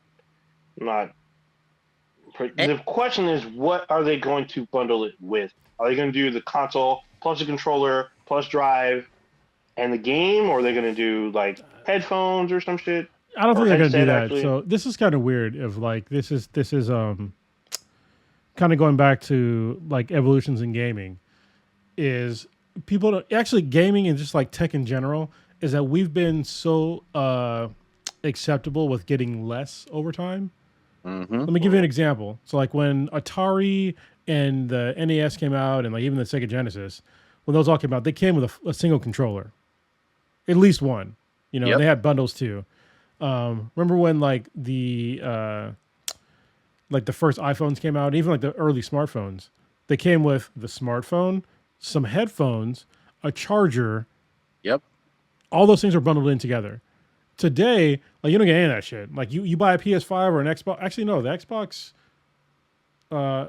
Elite one did come with a controller, but the PlayStation didn't. My PS5 didn't come with a controller. I had to buy it separately. Really? No, yeah, I had to buy it separately. If you get like both, that's crazy. My Xbox One and my Series X both came with a controller. I bet you the next version will not. Damn. Yeah. And the Switch comes with controllers because it has to, because it's like built into the thing. But there's like a bunch of shit. Like now, like when you buy a smartphone now, they don't come with controllers. I'm sorry, they don't come with headphones, and some of them don't even come with chargers, which is insane to me. That's weird. Yeah, how do you sell a cell phone with no way to charge it? And what's even funnier, most cell phones nowadays, especially the top and most popular ones, are like 2 consoles total. Yeah. So it's like, what the fuck? That's real talk. I get less. That's wild shit. That's why I bought OnePlus phones. Like they're relatively cheap. So I don't know. The last OnePlus I saw was not relatively cheap. It's almost the same as the Samsung. No, mine was like, I want to say like $700, maybe. Really? Yeah. So the OnePlus something I just saw. I was at T-Mobile. They had like a OnePlus. There was the last one they had too. This was like a couple of years ago. It was like $1,000. Easy. Shouldn't have been. Yeah, it was like easily $1,000. That seems like a lot for a OnePlus phone, but yeah. It was like the OnePlus like something. They had like another letter or estimation. It was like the top of the line OnePlus or whatever. It was like OnePlus One Ultra or some bullshit like that. Something. It was like easily $1,000. I was like, holy shit. Yeah. What did I buy? Like I bought one this year. It was the latest one.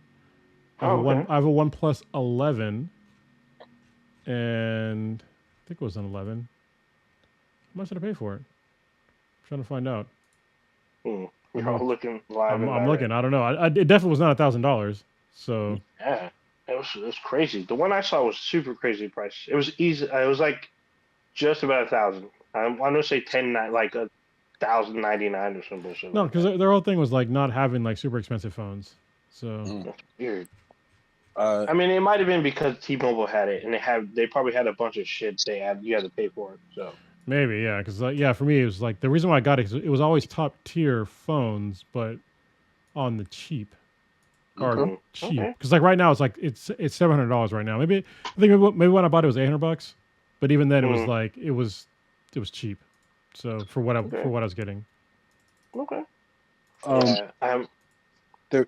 I was going to say there's news that just will never die, and that's the murder of a certain Canadian rapper. He's been dead. He's been dead. I mean, the Super Bowl news was just fucking huge, man. Like, I mean, if you're living under a rock, it was more last week, I think, when we didn't cast, but. Yeah, K-Dot's going to perform at this year's halftime show for the Super Bowl. If you don't know who K-Dot is and you're new, K-Dot is Kendrick Lamar. Yeah. Just big time shit. First solo rapper to ever fucking do this shit. The other thing I want to say really fucking clearly, because I saw this really stupid internet bullshit going on where folks were saying, oh, well, the Super Bowl's in New Orleans. That means that it needs to be Lil Wayne. Let me just kill this fucking noise right now. Super Bowl locations have nothing to do with halftime performances, and they never have. I'm talking about from Prince to Michael Jackson to Beyonce. Like, they've never coincided with location in terms of, the Maroon 5, The Weeknd. It's never coincided.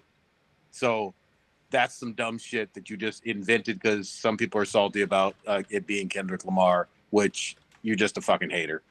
And then I liked Wayne earlier in his career, but there's no way you can tell me that Wayne in 2024, 2025 can put on a show like Kendrick. There's just no way, not at this level of his career or anywhere. I'm gonna add another brick to your building. Is that the Super Bowl locations are picked 5 years in advance. Yep. So literally next year, the Super Bowl is in the Bay Area again. That was already picked. That was picked literally 3 years ago. That shit was weird. So it's back at Levi Stadium. So 2026, Super Bowl 2026 will be held here in the Bay Area, and it's already the next 2-3 cities are already picked. They're already picked. What's really weird about having it in the Bay? Jesus Christ, what's going on here? Sorry, I think I went through puberty there for a second. The last time it was in the Bay Area, it was weird because it was during SF Beer Week, and there was like people with guns everywhere. And it was fucking weird because if y'all didn't know, the stadium where the Niners play is not in San Francisco anymore. It's like 40 fucking miles away in Santa Clara. So, but all the events for the Super Bowl were still in the city, San Francisco. They're everywhere. They're everywhere. When they had the events, downtown San Jose had converted part of their downtown into a football field. So they literally closed the street down and like let people just run amok. They're selling merch every fucking corner of all of downtown San Jose.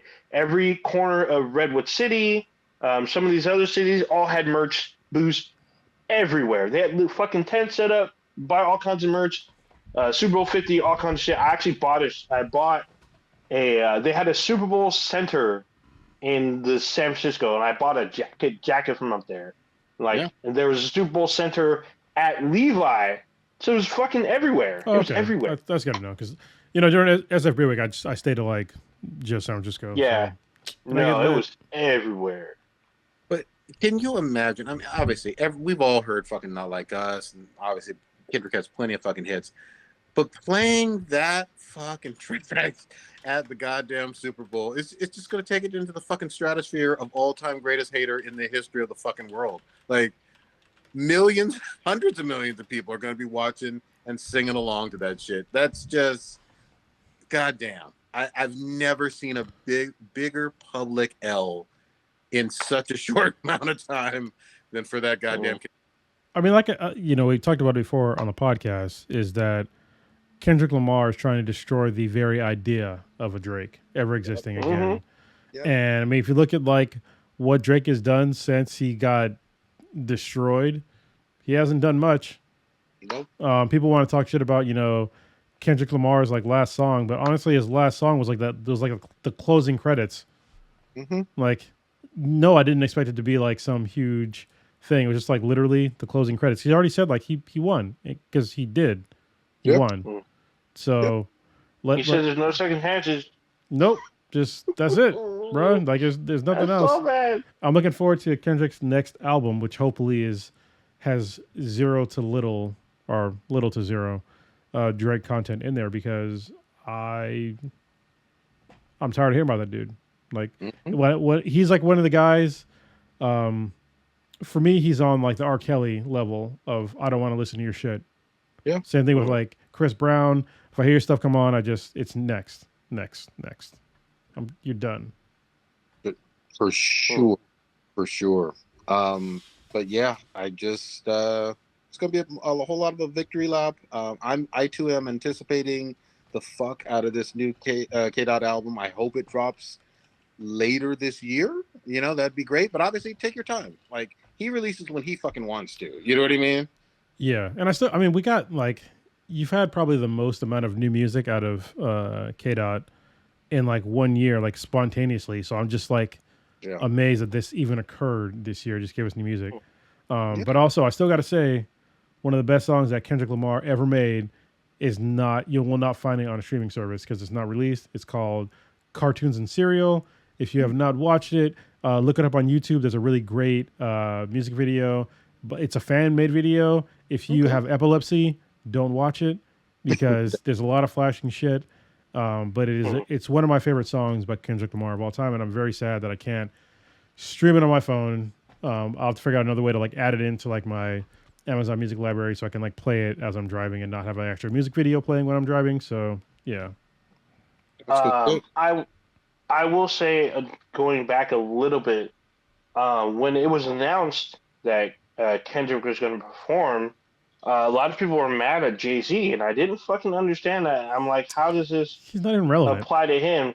So apparently it is relevant because Jay-Z is like a partner or co-owner of Live Nation, and Live Nation apparently picks who performs for the Super Bowl. I honestly... Okay, sorry, keep going. So, that being said, apparently it wasn't his main... I guess Jay-Z released a statement about why it was Kendrick and not Lil Wayne. And I didn't read the whole statement, but apparently everyone agrees with it after they read it. But there's still people mad about, Lil Wayne and the city. That's not to say that Kendrick can't bring out Lil Wayne. So... He don't need to. Like, I wholly understand. I agree with you, Prodigy. He doesn't need to, but he could. Yeah. It's up to him. It is his show. He does what he wants. Yeah. Okay. All right. Couple things. Like with the Jay-Z thing, Jay-Z does not make relevant music anymore. He doesn't. Like his last couple of albums have been like so capitalistic, it's almost egregious. Like what he's talking about. Years old. Yeah. You know? And he makes a lot of money. I mean, he's a capitalist dude. But like I'm not gonna he's got a song called Tom Ford, which don't get me wrong, shit slaps, but he's talking about literally a fucking clothing an expensive clothing brand. Yeah. You know, he went a long way from drug dealing, potentially. And when it comes to Lil Wayne, like that dude, the culture kind of left that dude a couple of years ago, like when the pandemic started, like around the time of like Black Lives Matter, because he was talking a lot of shit against black people. He said he doesn't. He said basically that racism doesn't exist because he made it. Yeah, it's like that is not how this works. It's not how this works. If you're gonna tell me that just because you made it, then everybody else can make it, then why isn't every white person a fucking billionaire like Elon Musk? Yeah. So just get the fuck out of here with that simple-minded bullshit. And I will call it simple-minded because it is simple-minded. Just because you made it doesn't mean that everybody else can make it. And the way that he's making money, I mean, he hasn't made music in a while. I think probably because of that. Yeah. Because the culture kind of just shut him down. You can look it up, like his comments on BLM and like racism. Oh, and, I've seen it. It was an actual interview. It was like ABC News or something. Yeah. Or Dateline or some shit. It was a fat ass and he didn't know what Black Lives Matter was. He's like, what is that? And I was like, what? I'm gonna be petty with this shit. He also looks like a goddamn like he does not taking care of himself. The gremlinness of fucking Lil Wayne. I'm sorry. Did you just say gremlinness? Yeah, man. I knew what you was gonna say before you even said it, bro. Yeah.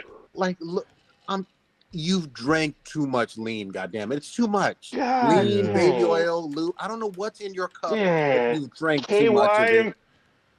Man, KY and baby oil. That's all dude. Bad. Like you're looking unwell. Let's just say that. And he's old. So he's old too, by the way.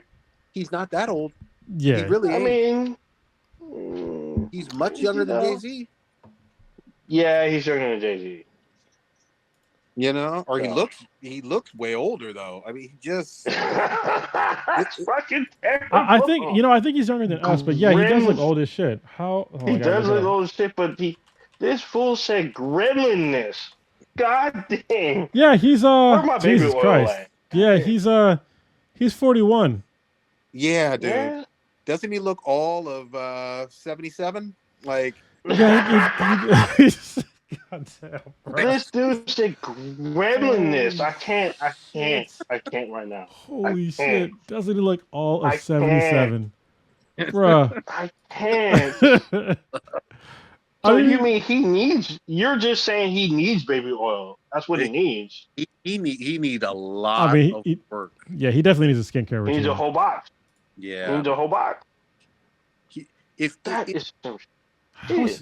Just overall, I want you to get well, both mentally, because obviously you have some fucked up beliefs, just like Kronos alluded to, but physically too. I want you to be better off.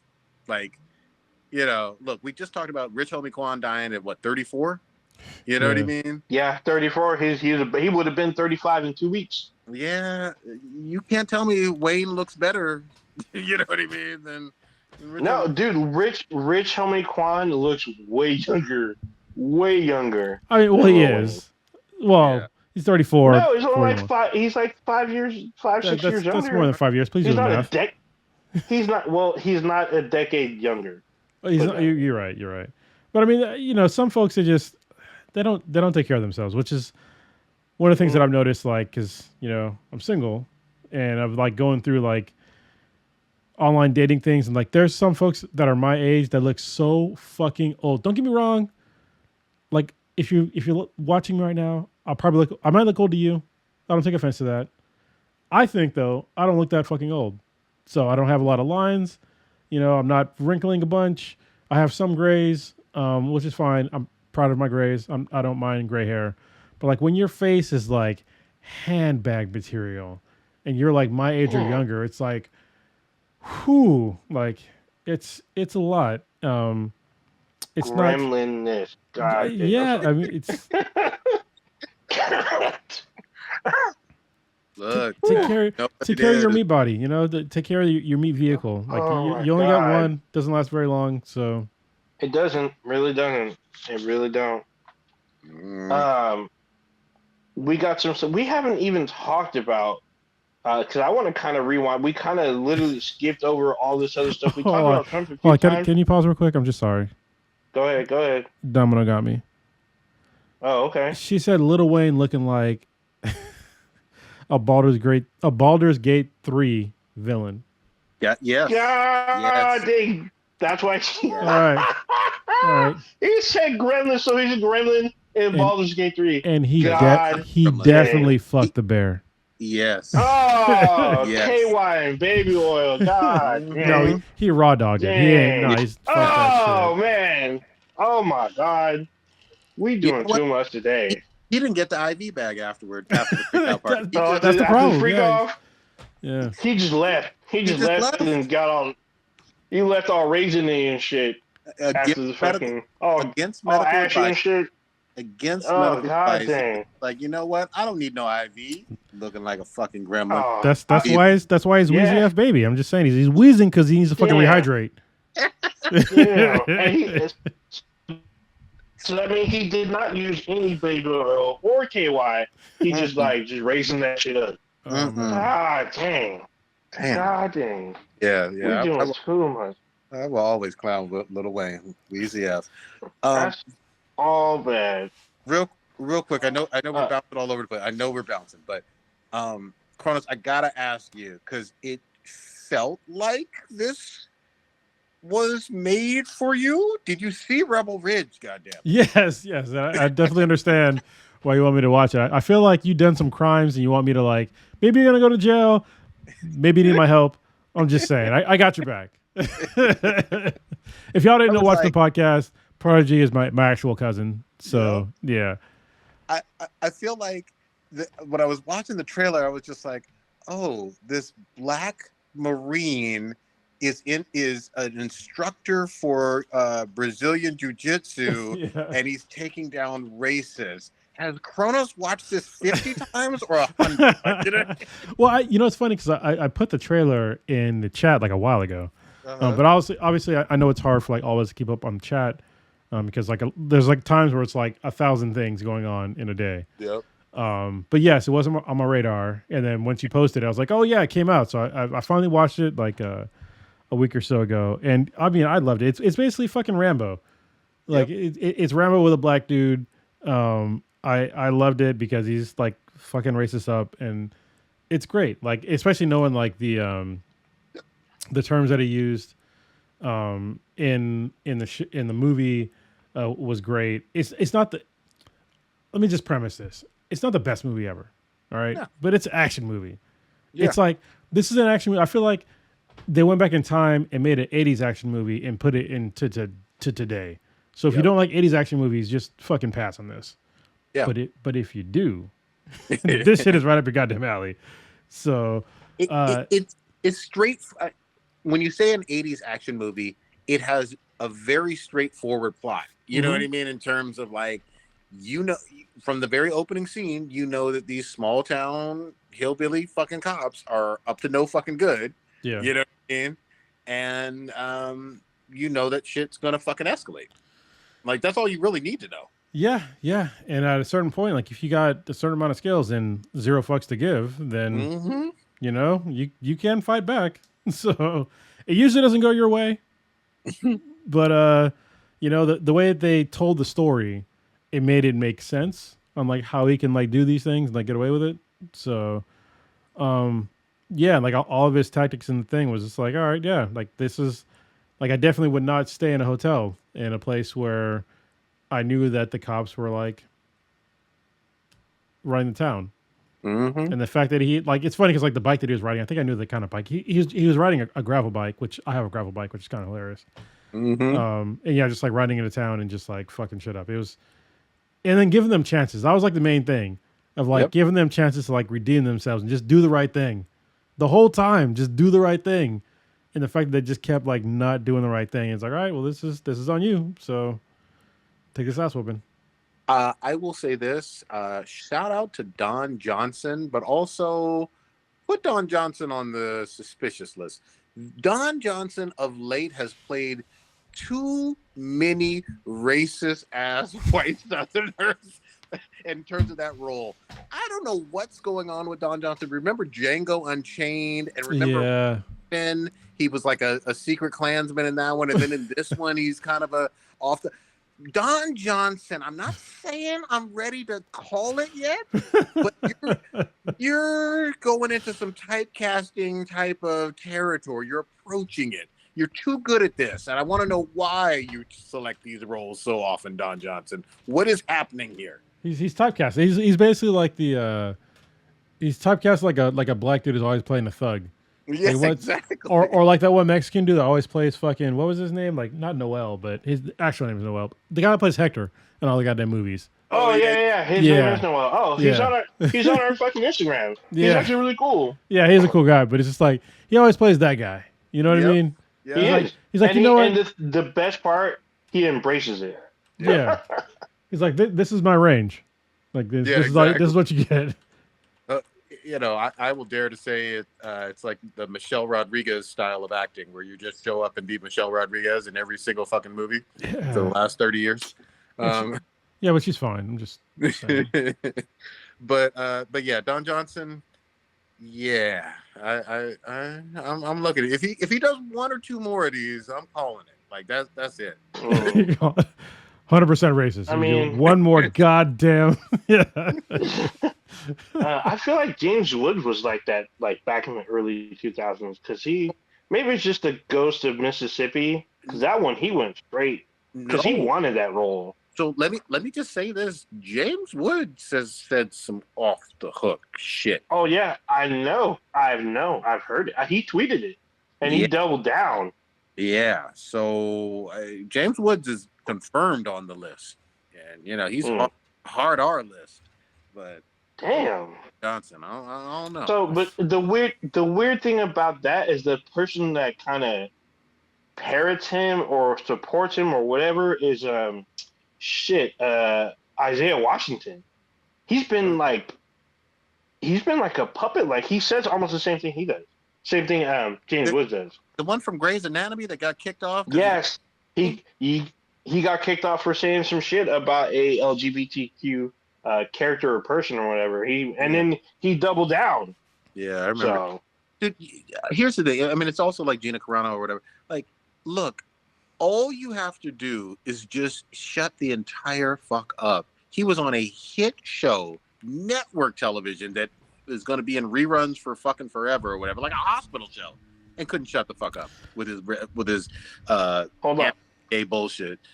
Hold on, this is a show that is syndicated. Yeah, that's running. It is running and syndicated. That's 2 paychecks. That's money for the rest. This is like when you get syndicated. That's money for the rest of your goddamn life.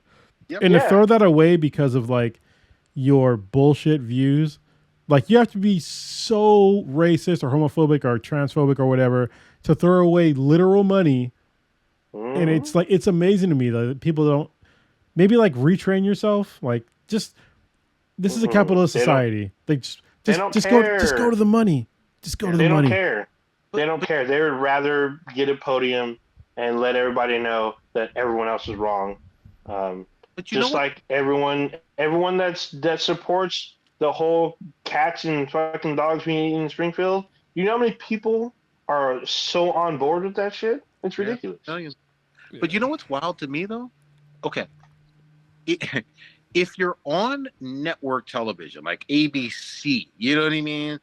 And it's a hour-long hospital drama.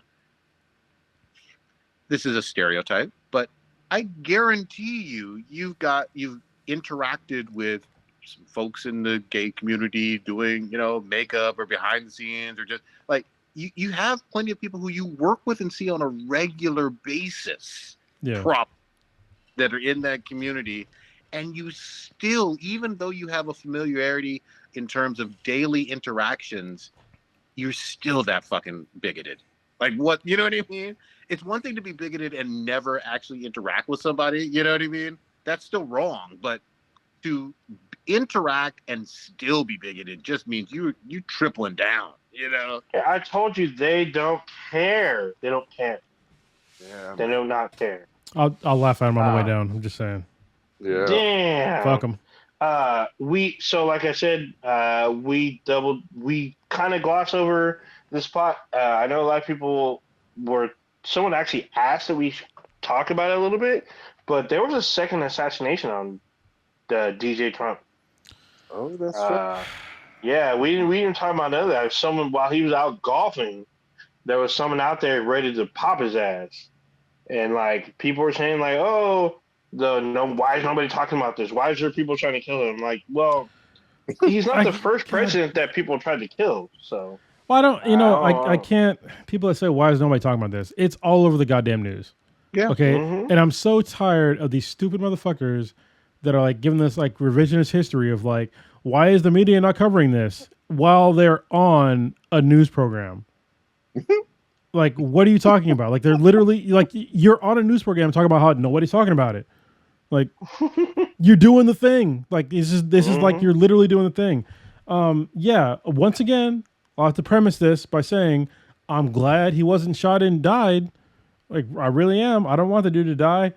I don't like the guy, but I don't want him to get shot and die. Yeah, maybe after your first assassination attempt, maybe don't go into an unsecured environment again. You know, maybe like do like less fucking golf things. Like you cannot do that, right? Or places that have very long and wide ranges of view, where someone can easily pinpoint you. Yeah, it's super dumb. Like he gives speeches in front of bulletproof glass while touting the Second Amendment, which is hilarious to me. Very ironic. Mm-hmm. But then he'll go and then like go to his golfing events that are like, it's very hard to secure these things because like golfing is like one of the most ridiculous land uses of all time. And it takes up a lot of space. And it makes a lot of work for the Secret Service.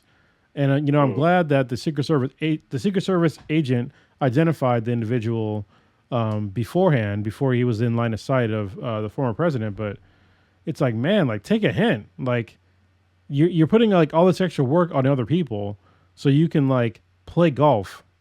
Like pick up a new hobby, man.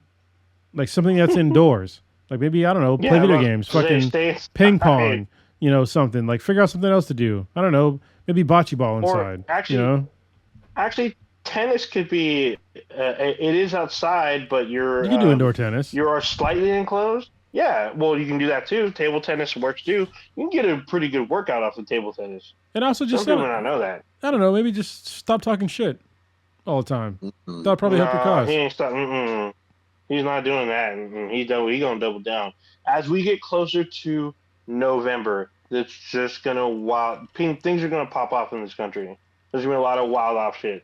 There's gonna be some more shit that I can't even predict what's gonna happen, but I can tell you that something will. Let's be really clear, because I think a lot of people have already forgotten, even though it was a few years ago. It's not just about fucking November. It's after November. Because like that, all the way leading up to January and even post January, like this ain't gonna be all rainbows and fucking unicorns and shit. This is gonna be some ugly shit no matter what. And it's not toning down. Let's just say that. Yeah. Go ahead. Sorry, if you rerun the tapes like the beginning of the podcast when I was talking about the debate of how Kamala Harris walked up to former President Trump and like shook his hand. That was the first time they actually met in person. Nobody really understands like the significance of that. The reason why that was the first time they met is because he did not do a peaceful transfer of power. He was the first president to not actually do all the things you're supposed to do to welcome in the new president. He was supposed to have met him, President Biden, the staff. There's a whole procedure of like handing over things to them, but he was a little bitch and he didn't do it. And that's the reason why they literally never fucking met. and that is sad. And that, just to be really clear, that puts the entire fucking country in peril in terms of that transition. There's all these things that are supposed to happen behind the scenes, as Kronos was kind of alluding to, and if they don't happen in an orderly manner, some things can not get missed completely, but not go ideally in terms of that. Here's the new secretary of blah blah blah blah blah blah blah that's taking over for this department or whatever. So yeah, it's like just they can stall. It can stall a process, 100%. Yeah, I mean, listen, if former President Barack Obama could do it, to a literal guy that questioned his right to being a citizen in the United States, if he could do it, then Trump could have done it. of course, You know, I'll choose a easily. podcast. Yeah. Let me also say this. I mean, I know we got into the baby oil. I know we got into the lube, but there was another sexual escapade that we have not mentioned. Uncle Shay Shay was on live Instagram. Shit. Clapping them Yeah. cheeks. It in. Like, this man was growling. This man was growling. Don't run from it. Old man was Don't run from this pipe. out. He was wilding out on this was. Oh this is my what- God. We've talked about this on this cast for many, many years. Rhino 6000 is not for the meek. It's not for the timid. Yeah. If you on that Rhino 6000 gas station dick pill, it's go time. Yeah. And you into it. Yeah. You got them veins on your dick There with is capillaries popping out. Just saying. Yep. Yeah. You have a 30-minute grace period. After that, it's go time. And then they don't stop after. It has a 3-day fucking uptime. Yeah. Look. Which if you double down, you can actually put yourself at cardiac danger. You can go into cardiac arrest if you double down. So you need to be careful with that kind of shit.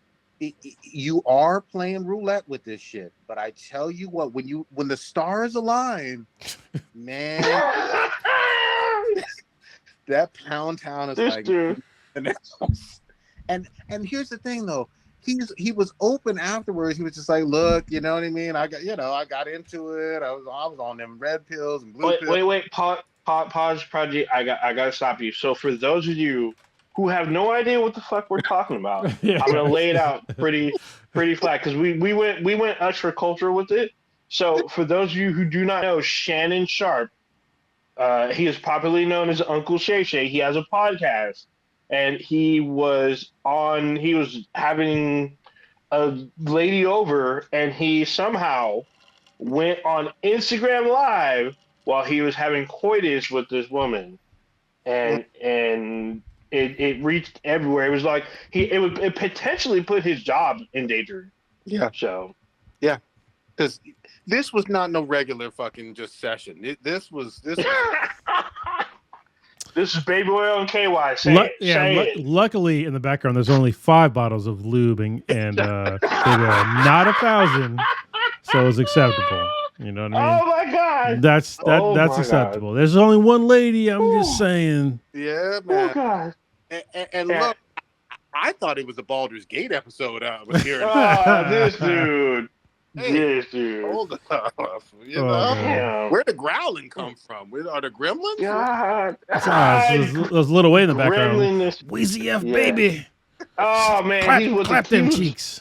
In the back with a tripod camera, like, oh yeah, man, put your leg up, leg up, mine. Yeah. It was definitely not an accident because to go on Instagram Live, you have to press a whole bunch of buttons. So I've never gone on Instagram Live. I have no idea. I figured it's just one button, right? No, I mean, you have to open the app. You have to go to create. You got to press the go live. I've never actually went on Instagram Live either, but I know there's it's not just one button. You have to unlock your fucking. Bro, you have to unlock your phone, open the app, and then press other buttons to go to live. So, who's to say that his phone was locked? I mean, I don't know. It's not locked. I'm just saying opening your phone is step 1. Whether it's locked or not, that'd be step 2. But you have to however you open your phone, you have to open your phone. It's not nobody's phone is always on. Mm-hmm. So I mean, I don't know how this accidentally. Maybe he was trying to take a picture. No, and bro. he hit the wrong button. No, I don't know. Dude. Even posting a picture on Instagram, that's hard as fuck. There's so many necks you gotta press. You can. So you can take a picture and then just save it as like a private thing. So, but that's not on Instagram though. Like, do you not post on Instagram, bro? I do, but I don't like make anything private. But I know you can make things private. You can, but it's just like still, there's like so many steps you got to do while fucking somebody. Like, just like, can we still can we get back to that point while having literal intercourse with somebody? You have to press a whole bunch of things. And let's be very clear. Just audio alone, this man was into this it wasn't no half-ass hearted like fucking. This was a show enough fucktown kind of party, you know what I mean? Like, so I mean, he was you have to that just means she had that good gushy man. That's all. Yeah, all I'm saying is you can't deviate your attention from that level of gushy fucking pounding to let me fumble with my phone and get these. Those two things are with this much baby oil and K. Like this. This is awful. He said, "Don't run from it," and started growling. Don't run. I didn't watch the video. So yeah. Don't run from this pipe. Yeah. God dang. The gremlinness, KY, baby oil, grunting, guttural, fucking pounding. Like, god dang. You know. Dang. That's all bad. I do. I mean, I have Instagram. I have like my own personal outside of our shit. But man, like it sounds like a bit much to be going live. If you have to say it was just one button thing. No, bro. If you have to say don't run from it, you're like fucking kidney deep. like she's having issues. And you're just like, nah, fuck that. And you're just like, see, this is why he needed the fucking a couple bottles of lube. Just saying, because like their physical problems are occurring, and he's like, nah, fuck that. You don't run from it. I'm gonna say on Instagram Live. I'm gonna say what I said at the beginning of the podcast. It's better to have it and not need it than to need it and not have it. Look. Somebody get the IV nurse after. Lil Wayne was there, right? He had the IV ready. Fluids, Gatorade. Oh my god. Pedialyte. Pedialyte, yeah. Some water. Gatorade. Gatorade Zero. Gatorade Extra. Gatorade Power. Powerade. Yeah, man. All of it. And sometimes, I will say this, you just got to burn the sheets. Like, you can't wash them. Oh. You know, you just got to burn them. Those I mean, at some point in age, you buy the special sheets. I'm just that's true. As you get older, the thread count should increase. Mm-hmm. So just saying, you get protective layers on your shit. You know, I'm just saying. Mm-hmm. Right? Yeah, pro I tip. I think pulling out plastic is a little antiquated. I'm just saying. No, you can get a mattress liner. I'm just saying. All right. Yes, you just in case. Yeah. I feel like the mattress liner's got to go eventually over time. So. Well, I mean, you still wash it, but just get a mattress liner. That way, just in case, and then also have the other stuff too, like. Mm-hmm. Yeah. Oh my goodness. We're getting a little later in. We got to do B-Boys, B's, and BTI. We do. Sorry. We do. And this is going to be like a total fucking opposite direction of what we were just talking about. but also maybe not, because this is the direct result of having to get mattress liners and lube and shit like that. Anyway, his question is, got a good one for you all here with daughters. Now there's going to be one himself in 5 months. He asked this question 5 months ago, and I kind of forgot to bring it up, so my apologies. How have y'all dealt with raising daughters? At first, I didn't know if I would be having a boy or a girl. I was conflicted for the longest on what I would actually hope it would be, mainly because of me thinking of the dangers they'd face in the world and what kind of dad I'd be dealing with them. Especially with a daughter, like, how do y'all know how disgusting and sick men in this world can be? And because of that, all your thoughts about how to protect or shield them through all this shit just starts running across his mind constantly before she's even born. Especially having this run through your head, having hold on, I can say that part, but and then also not even to forget about the whole issue of he's gonna have a mixed kid on top of all that. So Go ahead. yeah, so when it comes to having a daughter, I have two daughters, and I will say it's going to change you on a fund, or it should. I'm not going to say it is because a lot of dudes it doesn't change them at all. But it should change you on a fundamental level but I think you're already on like the path because you understand at least through the question of like the possibilities of what could happen to your daughter even before she was born at the time. Now she's born, which is awesome. Congratulations. So yeah, there's things you're gonna need to pay like way more attention to with your daughter because obviously we have different parts. So even from the jump, as she's a baby, you got to pay attention to like how to like wash your daughter and clean her, and then like as she ages, understanding that her wants and needs are gonna be different from like what you traditionally would have wanted when you were a kid, or even now as you're an adult. Understanding that this is like they're gonna be a different kind of person than you are. They're gonna pick up a lot of your traits too, but they're probably, I'm not gonna say 100% of the time because when as kids grow, you never know. But usually they're gonna have different wants and needs than you would have wanted, and you're gonna have to be okay with that. You're gonna need to foster that as they grow, and you're gonna want to just like really be able to take a step back as like, I don't want to say like as a man, but like as a man, and like set some like ego stuff aside and like some like icky stuff aside, and just be the best possible person you can be for a little girl. And that can be very, very difficult for a lot of guys. Like just even like if she's like, if she happens to be like a very feminine girl, like learning how to like put clothes on dolls, like setting up doll houses for them, playing with dolls with them sometimes.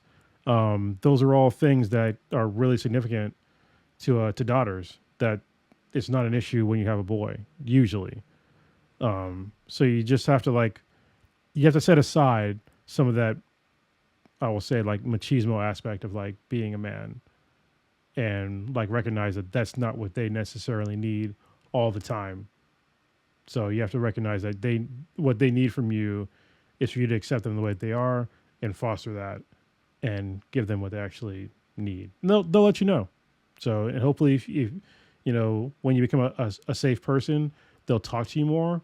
They'll tell you about their needs. They're going to be emotional, and you're going to have to be, you know, available for that. And it's hard, like, especially when they get to like the preteen, teenage years. Prodigy is going through it right now. This shit is very fucking hard, of like having a daughter that is going to be like crying one minute and then like screaming at you the next, and like not knowing what the fuck is happening. You know, it's like, what did I do? But you have to like understand that like that's just the way it is for a while. So what are your thoughts, Prodigy? Yeah, I echo a lot of what you had to say. I think that B-Boy will figure it out. He's got time, you know. Definitely congratulations. I didn't know what my second kid was going to be until she was born.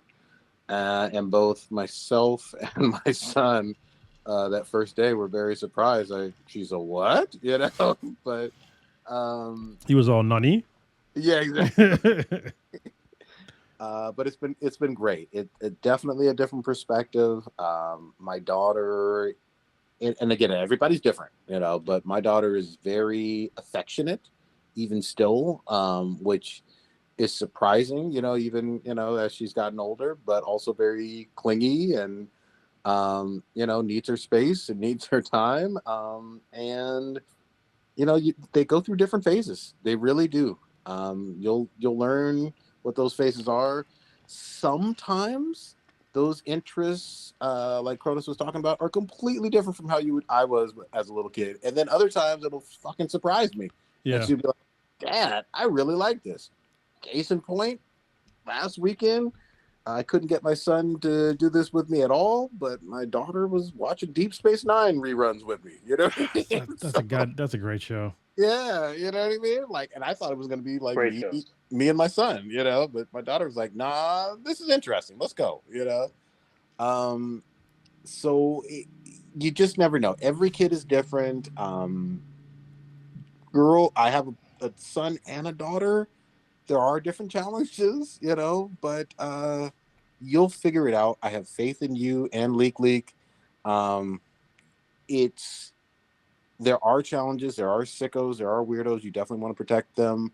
And you want to teach them how to protect themselves as well. But you'll do fine. You really will. You'll learn how it is. She'll tell you things, and you'll tell her things. There's going to be some give and take. And she's always going to be your firstborn.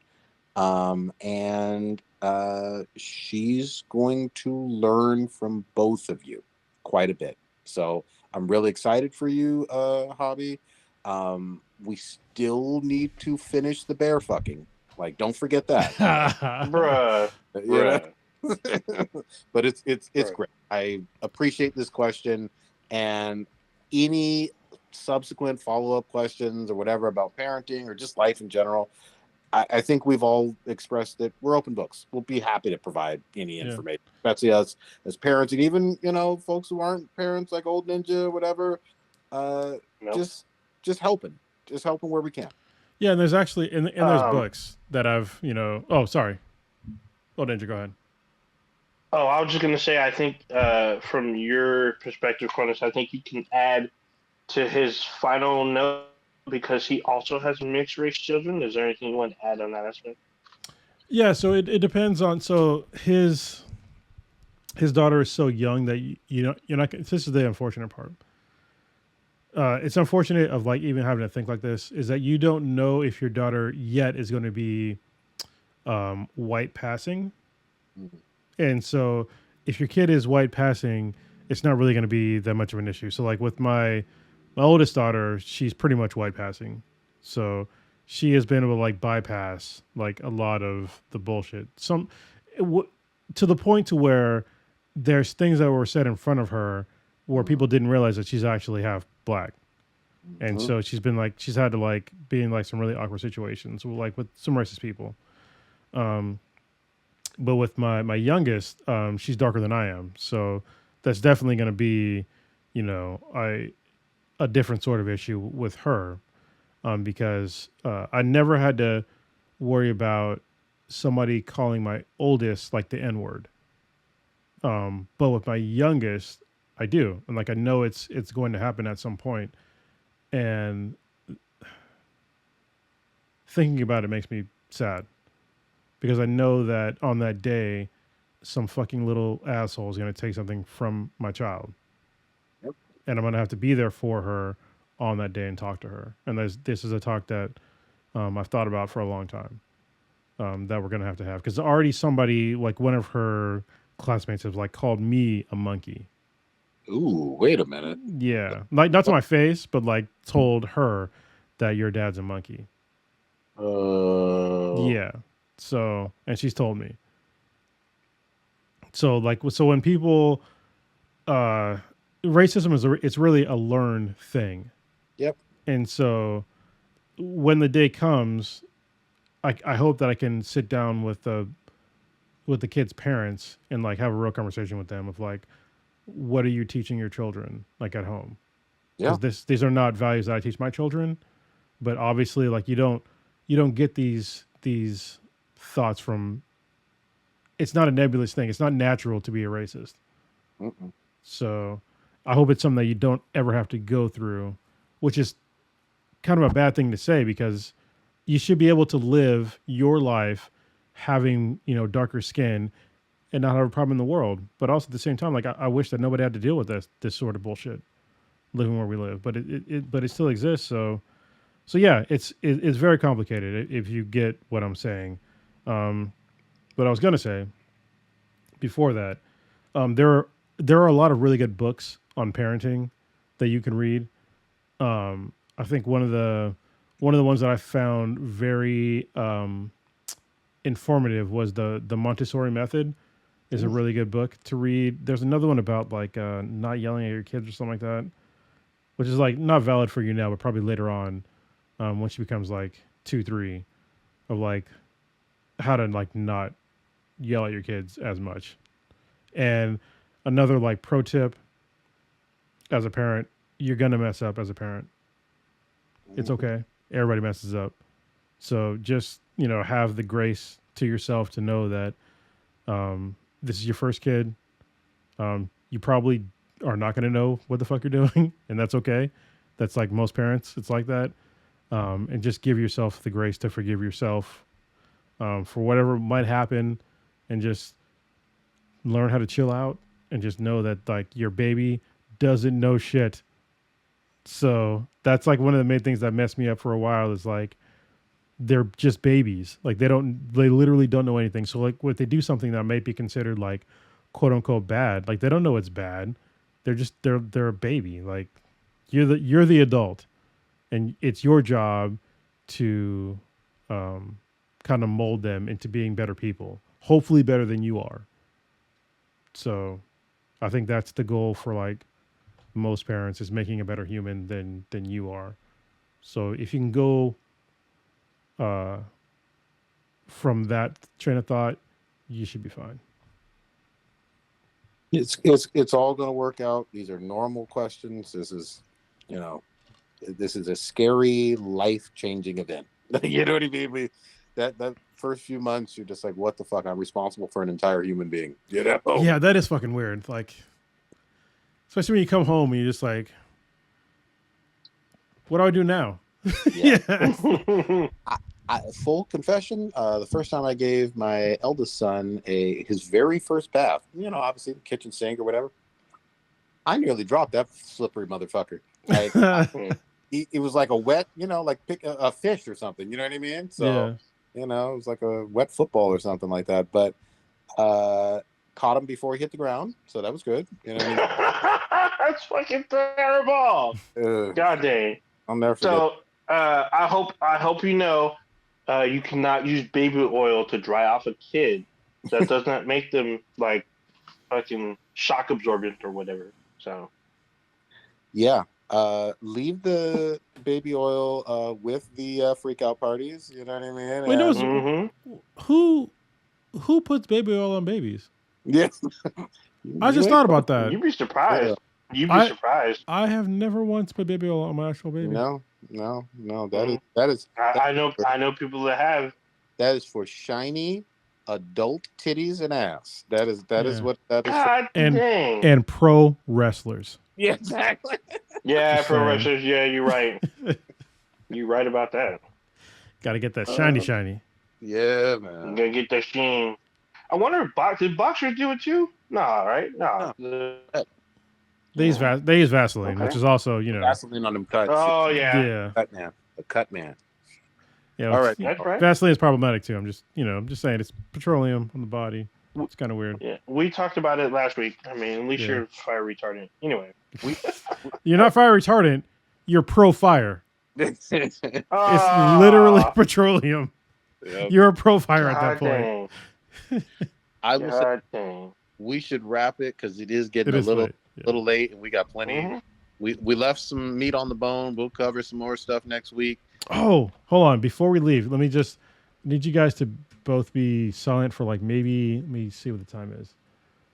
Give me 37 seconds. Okay. You guys won't be able to see. Yeah, you guys won't be able to see what it is, but I'm going to play it. Let me preface this right now. I put our stuff into an AI like clip generator, and I want to give you like one of the clips that it made. It dropped out like 30 something clips, and I only had to correct like one word in like this clip, and I'll just put it on for y'all to see. Let me know if you like what it did. So this is from our last actual podcast. from I forget the name of the podcast. It's like probably the Vaseline one. So I'm gonna overlay it right now, and I'm just gonna play it and let me know what you guys think. Honestly, it's playing right now. The other one I'll mention though is and I think this was in the PS3 era. It totally got fucking drowned out, even though it was a great title, one of the best shooters of all time. Was Spec Ops: The Line. Remember that shit? Yeah, that game when you like passed it, you're questioning life choices. Yeah, I felt legit bad. Dude, like that shit. Yeah, amazing fucking title. I wish they would remake that or continue that franchise. But it came out and it didn't make any fucking noise. I can't remember what else came out around that launch title, but it got drowned out that year. And then I think it was free on PS Plus or discounted or something. Yeah. So that was it. So that was a clip. Sorry, you guys couldn't hear it. I was going to drop it in the thing, but I was just trying to do it real quickly. But like, so that clip generation, all the words except for like one word, I had to correct because it put like, it was Spec Ops: The Line, but it put like some other weird word. So I just corrected it real quick in the transcript. But all that, including the name of the clip, which is called Spec Ops: The Line, a hidden gem, with an exclamation point, was all generated by AI. And it literally like rearranged like our. So if you look at our podcast right now, like where me and Prodigy are, Prodigy is in the upper left, and I'm in the like lower middle, and it like rearranged like our faces to be on top of each other as we were talking. Oh shit! It's good shit. Skynet gonna be the death of us. Well, I mean, it was useful for this thing because like making clips can be, especially now that Devil Tank he got a new job, so he doesn't do like timestamps anymore. Oh yeah. And so it makes it way more difficult for me to like. I have to like literally go back through and like listen to the whole podcast to like make timestamps. I ain't got time for that, but apparently AI does. So there you go. Yeah. All right, old ninja. You're still on mute, but you got anything popping this week you want to promote or tell us about? Let's see. I'm watching Agatha All Along. It premiered tonight. I haven't seen it yet, but I'm gonna try to watch it sometime tonight. It's getting the first episode. I don't know if they dropped one or two, but everyone's liking it so far. It's two. It's 2 episodes. Is it 2? Yeah. So I've seen some pretty good reviews so far. I really like Kathryn Hahn because I think she's actually really funny. But this one's like I don't know what to expect from the series, but everybody seems to love Aubrey Plaza because she's quirky and she can be scary sometimes. I'm with it. I plan on watching this out. I really like WandaVision when it came out. This is kind of like a little sequel to the series, I guess. But I plan on watching it. I'm playing Star Wars Outlaws despite we didn't get into it tonight. I do want to give my review. I don't know if you're still playing Cronus, if you kind of rage quit or something. Wait, which game? Star Wars Outlaws. Oh, Space Marine 2 came out. And yeah. I figured. And I've seen really great shit about Space Marine. It looks fucking awesome. Yeah, but y'all I'm not playing it. Y'all need to get it. Mm-hmm. Nah, well, B-Boy has it. B-Boy's been talking about it for months. Yeah, so I know he's going to play it. So I respect the Warhammer community. I love what their enthusiasm, but that's too much fucking lore for me to jump in. Because like someone tried to explain this shit to me. There's fucking books, figurines and shit. I'm like, don't worry about any of that. You can jump into Space Marine 2 and beat just fine. Even though I played Space Marine 1, which I can't even fucking remember at this point. The only reason why I know I played the game is because I have trophies of it.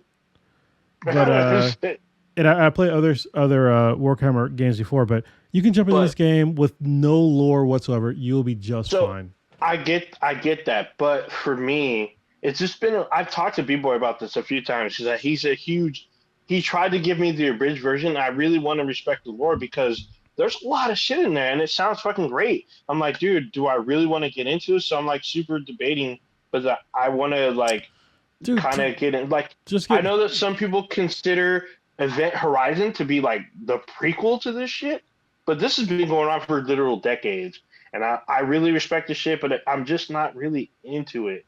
So I don't know. Maybe one day I'll get War Marine. Maybe I'll get Space Marine one day. We'll play the game. If you like Gears of War, this is basically a better Gears of War for 2024. Okay. We'll see. I mean, I'm debating about some stuff. Plus, what else? Oh, I'm really waiting on Jump Ship. That's the game I really want to get into. Okay. I guess it's supposed to be coming out, but we'll see. But yeah, Agatha All Along, Star Wars Outlaws. I guess it's fucking Call of Duty updated with their new shit today. I haven't even seen it or whatever. I'm probably gonna get back into that because a lot of people have been playing. They've been, I've been winning that Warzone, which is very, very rare for me. So, been doing that, and then I think that's kind of it. Yeah. Oh, and I started my new job. So there you go. Good shit. Congratulations. Thanks. I think. Tell us what you got. Last week was both good and bad, I guess. The good part was I went to a Pink concert, which I didn't get to talk about in the podcast. Cliff Notes.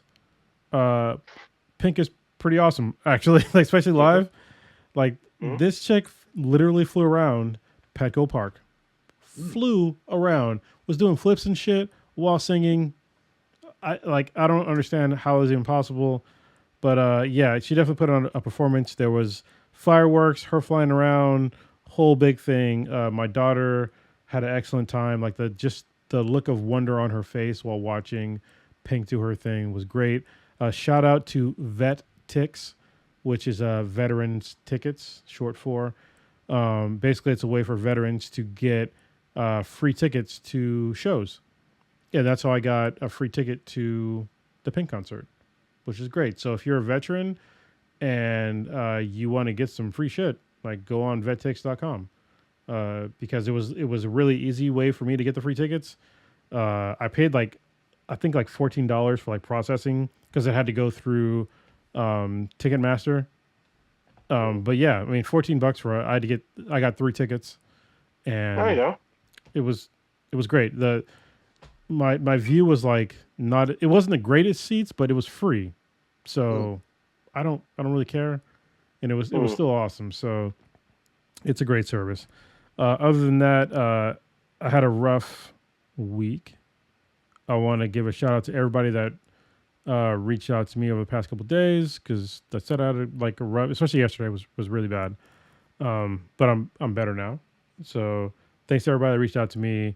Especially thanks to Papa Bear and Enrique. We had a video call yesterday after I was already starting to feel better. But it made it even better to catch up with those guys. Sometimes I forget that I have people that are there that I can talk to. Mm-hmm. So, and it's hard. But I try to make use of it when I can. So if y'all are going through any kind of struggle, if you have people around you, just reach out to them if you can. I know it's hard, but they'll make you feel better. So, especially if you have a professional, obviously utilize your professional, but also you have other people that can help you as well. So that's my PSA for this week. My mental health PSA. Reach out to folks if you need help. Very important. I get it. I don't have anything profound. Just still doing my Deep Space Nine stuff. Fucking bears. Fucking man. I will say this in the most with no baby oil either. That's fucking terrible. Dude. Yeah, in the most platonic way possible. But it was very much fun. I know B-Boy has other priorities, but it was very much fun to tag team them bears with B-Boy. You know what I mean? Usually, bruh, you're having Baldur's Gate freak-offs, bro. He's got a polycube with a bear. What your fucking gremlins having ass? Baldur's Gate is too sexually free for there. I haven't even gotten to the twin elves that actually join in and create a foursome. Anyway, too much. Too much. It's wild. Anyway, that's pretty much it. I just hope to wait. Oh, go ahead. Where are you in DS9? So he's the emissary, Captain Sisko, and that's the first episode, bro. No, but they did something where he broke that tablet, and oh yeah, okay. His son was the evil one, and that's where I am. Oh, you're still pretty early on, but yeah, things get wilder as you go on. So, is Jadzia still there? Yeah. Yeah. Okay. Yeah. Well, I mean, we've all watched it like back in the day, right? So No, I just recently watched it because I was Oh. hating on it. I was hating on it fucking hard. Bro, like- and then when I finally watched it, as an older person, I appreciated what DS9 gave to everybody, and I really slept on it. And I was like told by like, close family members, like, hey, you should be watching this. Like, I don't understand why you watch this. I tried. The first season there's a few episodes that are kind of boring. Like when they bring in Q, that was like the worst fucking episode. That was terrible. And then like there's some other boring ass shit, but then they kind of fix that shit and it goes fucking ham once they get from the season 2 on. Once they get the Defiant, man, I was like, holy shit. Even before the Defiant, shit goes ham. I was like, what the fuck? When they get to Defiant, it goes up just another 10 levels. Yeah. It goes fucking crazy. It's a great series. I'm mad at myself that I didn't watch it way back in the day, but I'm fixing that fucking shit now. So yeah, I mean, there's some really good fucking Black father fucking episodes that people to this day still talk about. Benjamin Sisko is the only captain with a child, and like his son goes from like a preteen to a man throughout the series, and like there are some very touching father moments in that fucking show that even today is like wild shit. Which pissed me off in some ways because I was just like, hey, 14-year-old son of mine, like, what the fuck? What do you mean you don't want to sit down and watch this? He don't give a shit about you. Yeah. He's like, look at this dude. He's a better dad than you. I'm not watching this shit. Look, he captures the whole shit. What the fuck are you doing? Fucking bear? You fucking bears? Fuck all that shit. Yeah. So, God damn. Look at you can walk to work. This dude is like literally spanning the goddamn universe. Yeah, right? This dude's he's going through wormholes and shit. What you doing? Exactly. Damn. But yeah, just be ready. Shit's about to pop off. When they meet the Dominion, it's Dominion crazy. Is great. So. I can't wait. It's a great series. Really, really loving that. And I will say this too. I'm on the hunt for Red October. Oh, sorry. That as well. R.I.P. James Earl Jones. Yeah, for some good new fall anime. So I'm gonna try out Dan to Dan. That's on my list. Dan to Dan. Oh yeah. Yeah, that shit looks insane. I'm down to try a few new ones. So I'm committed to watching some more anime because I can't just keep watching Interspecies Reviewer for the rest of my life. Right? Yeah. No, speaking of which, did you find season 2? Apparently season 2 is out in a while. So ain't no way of Interspecies. I've seen some I'm like, this is in the first season. Apparently there's a second season. There might even be a third. You might want to do some research. All right. Well, we got to end it because I got to use the bathroom.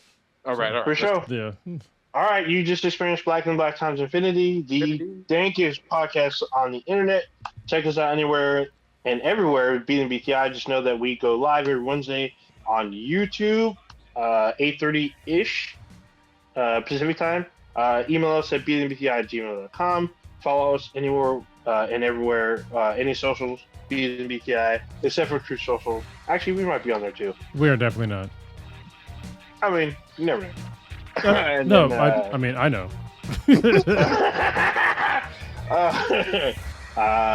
Check out our official website, bidhandproductions.com/BThanBTI, BTHANBTI. Yeah. What? We're out this bitch. Don't growl on them rhinos for 6,000.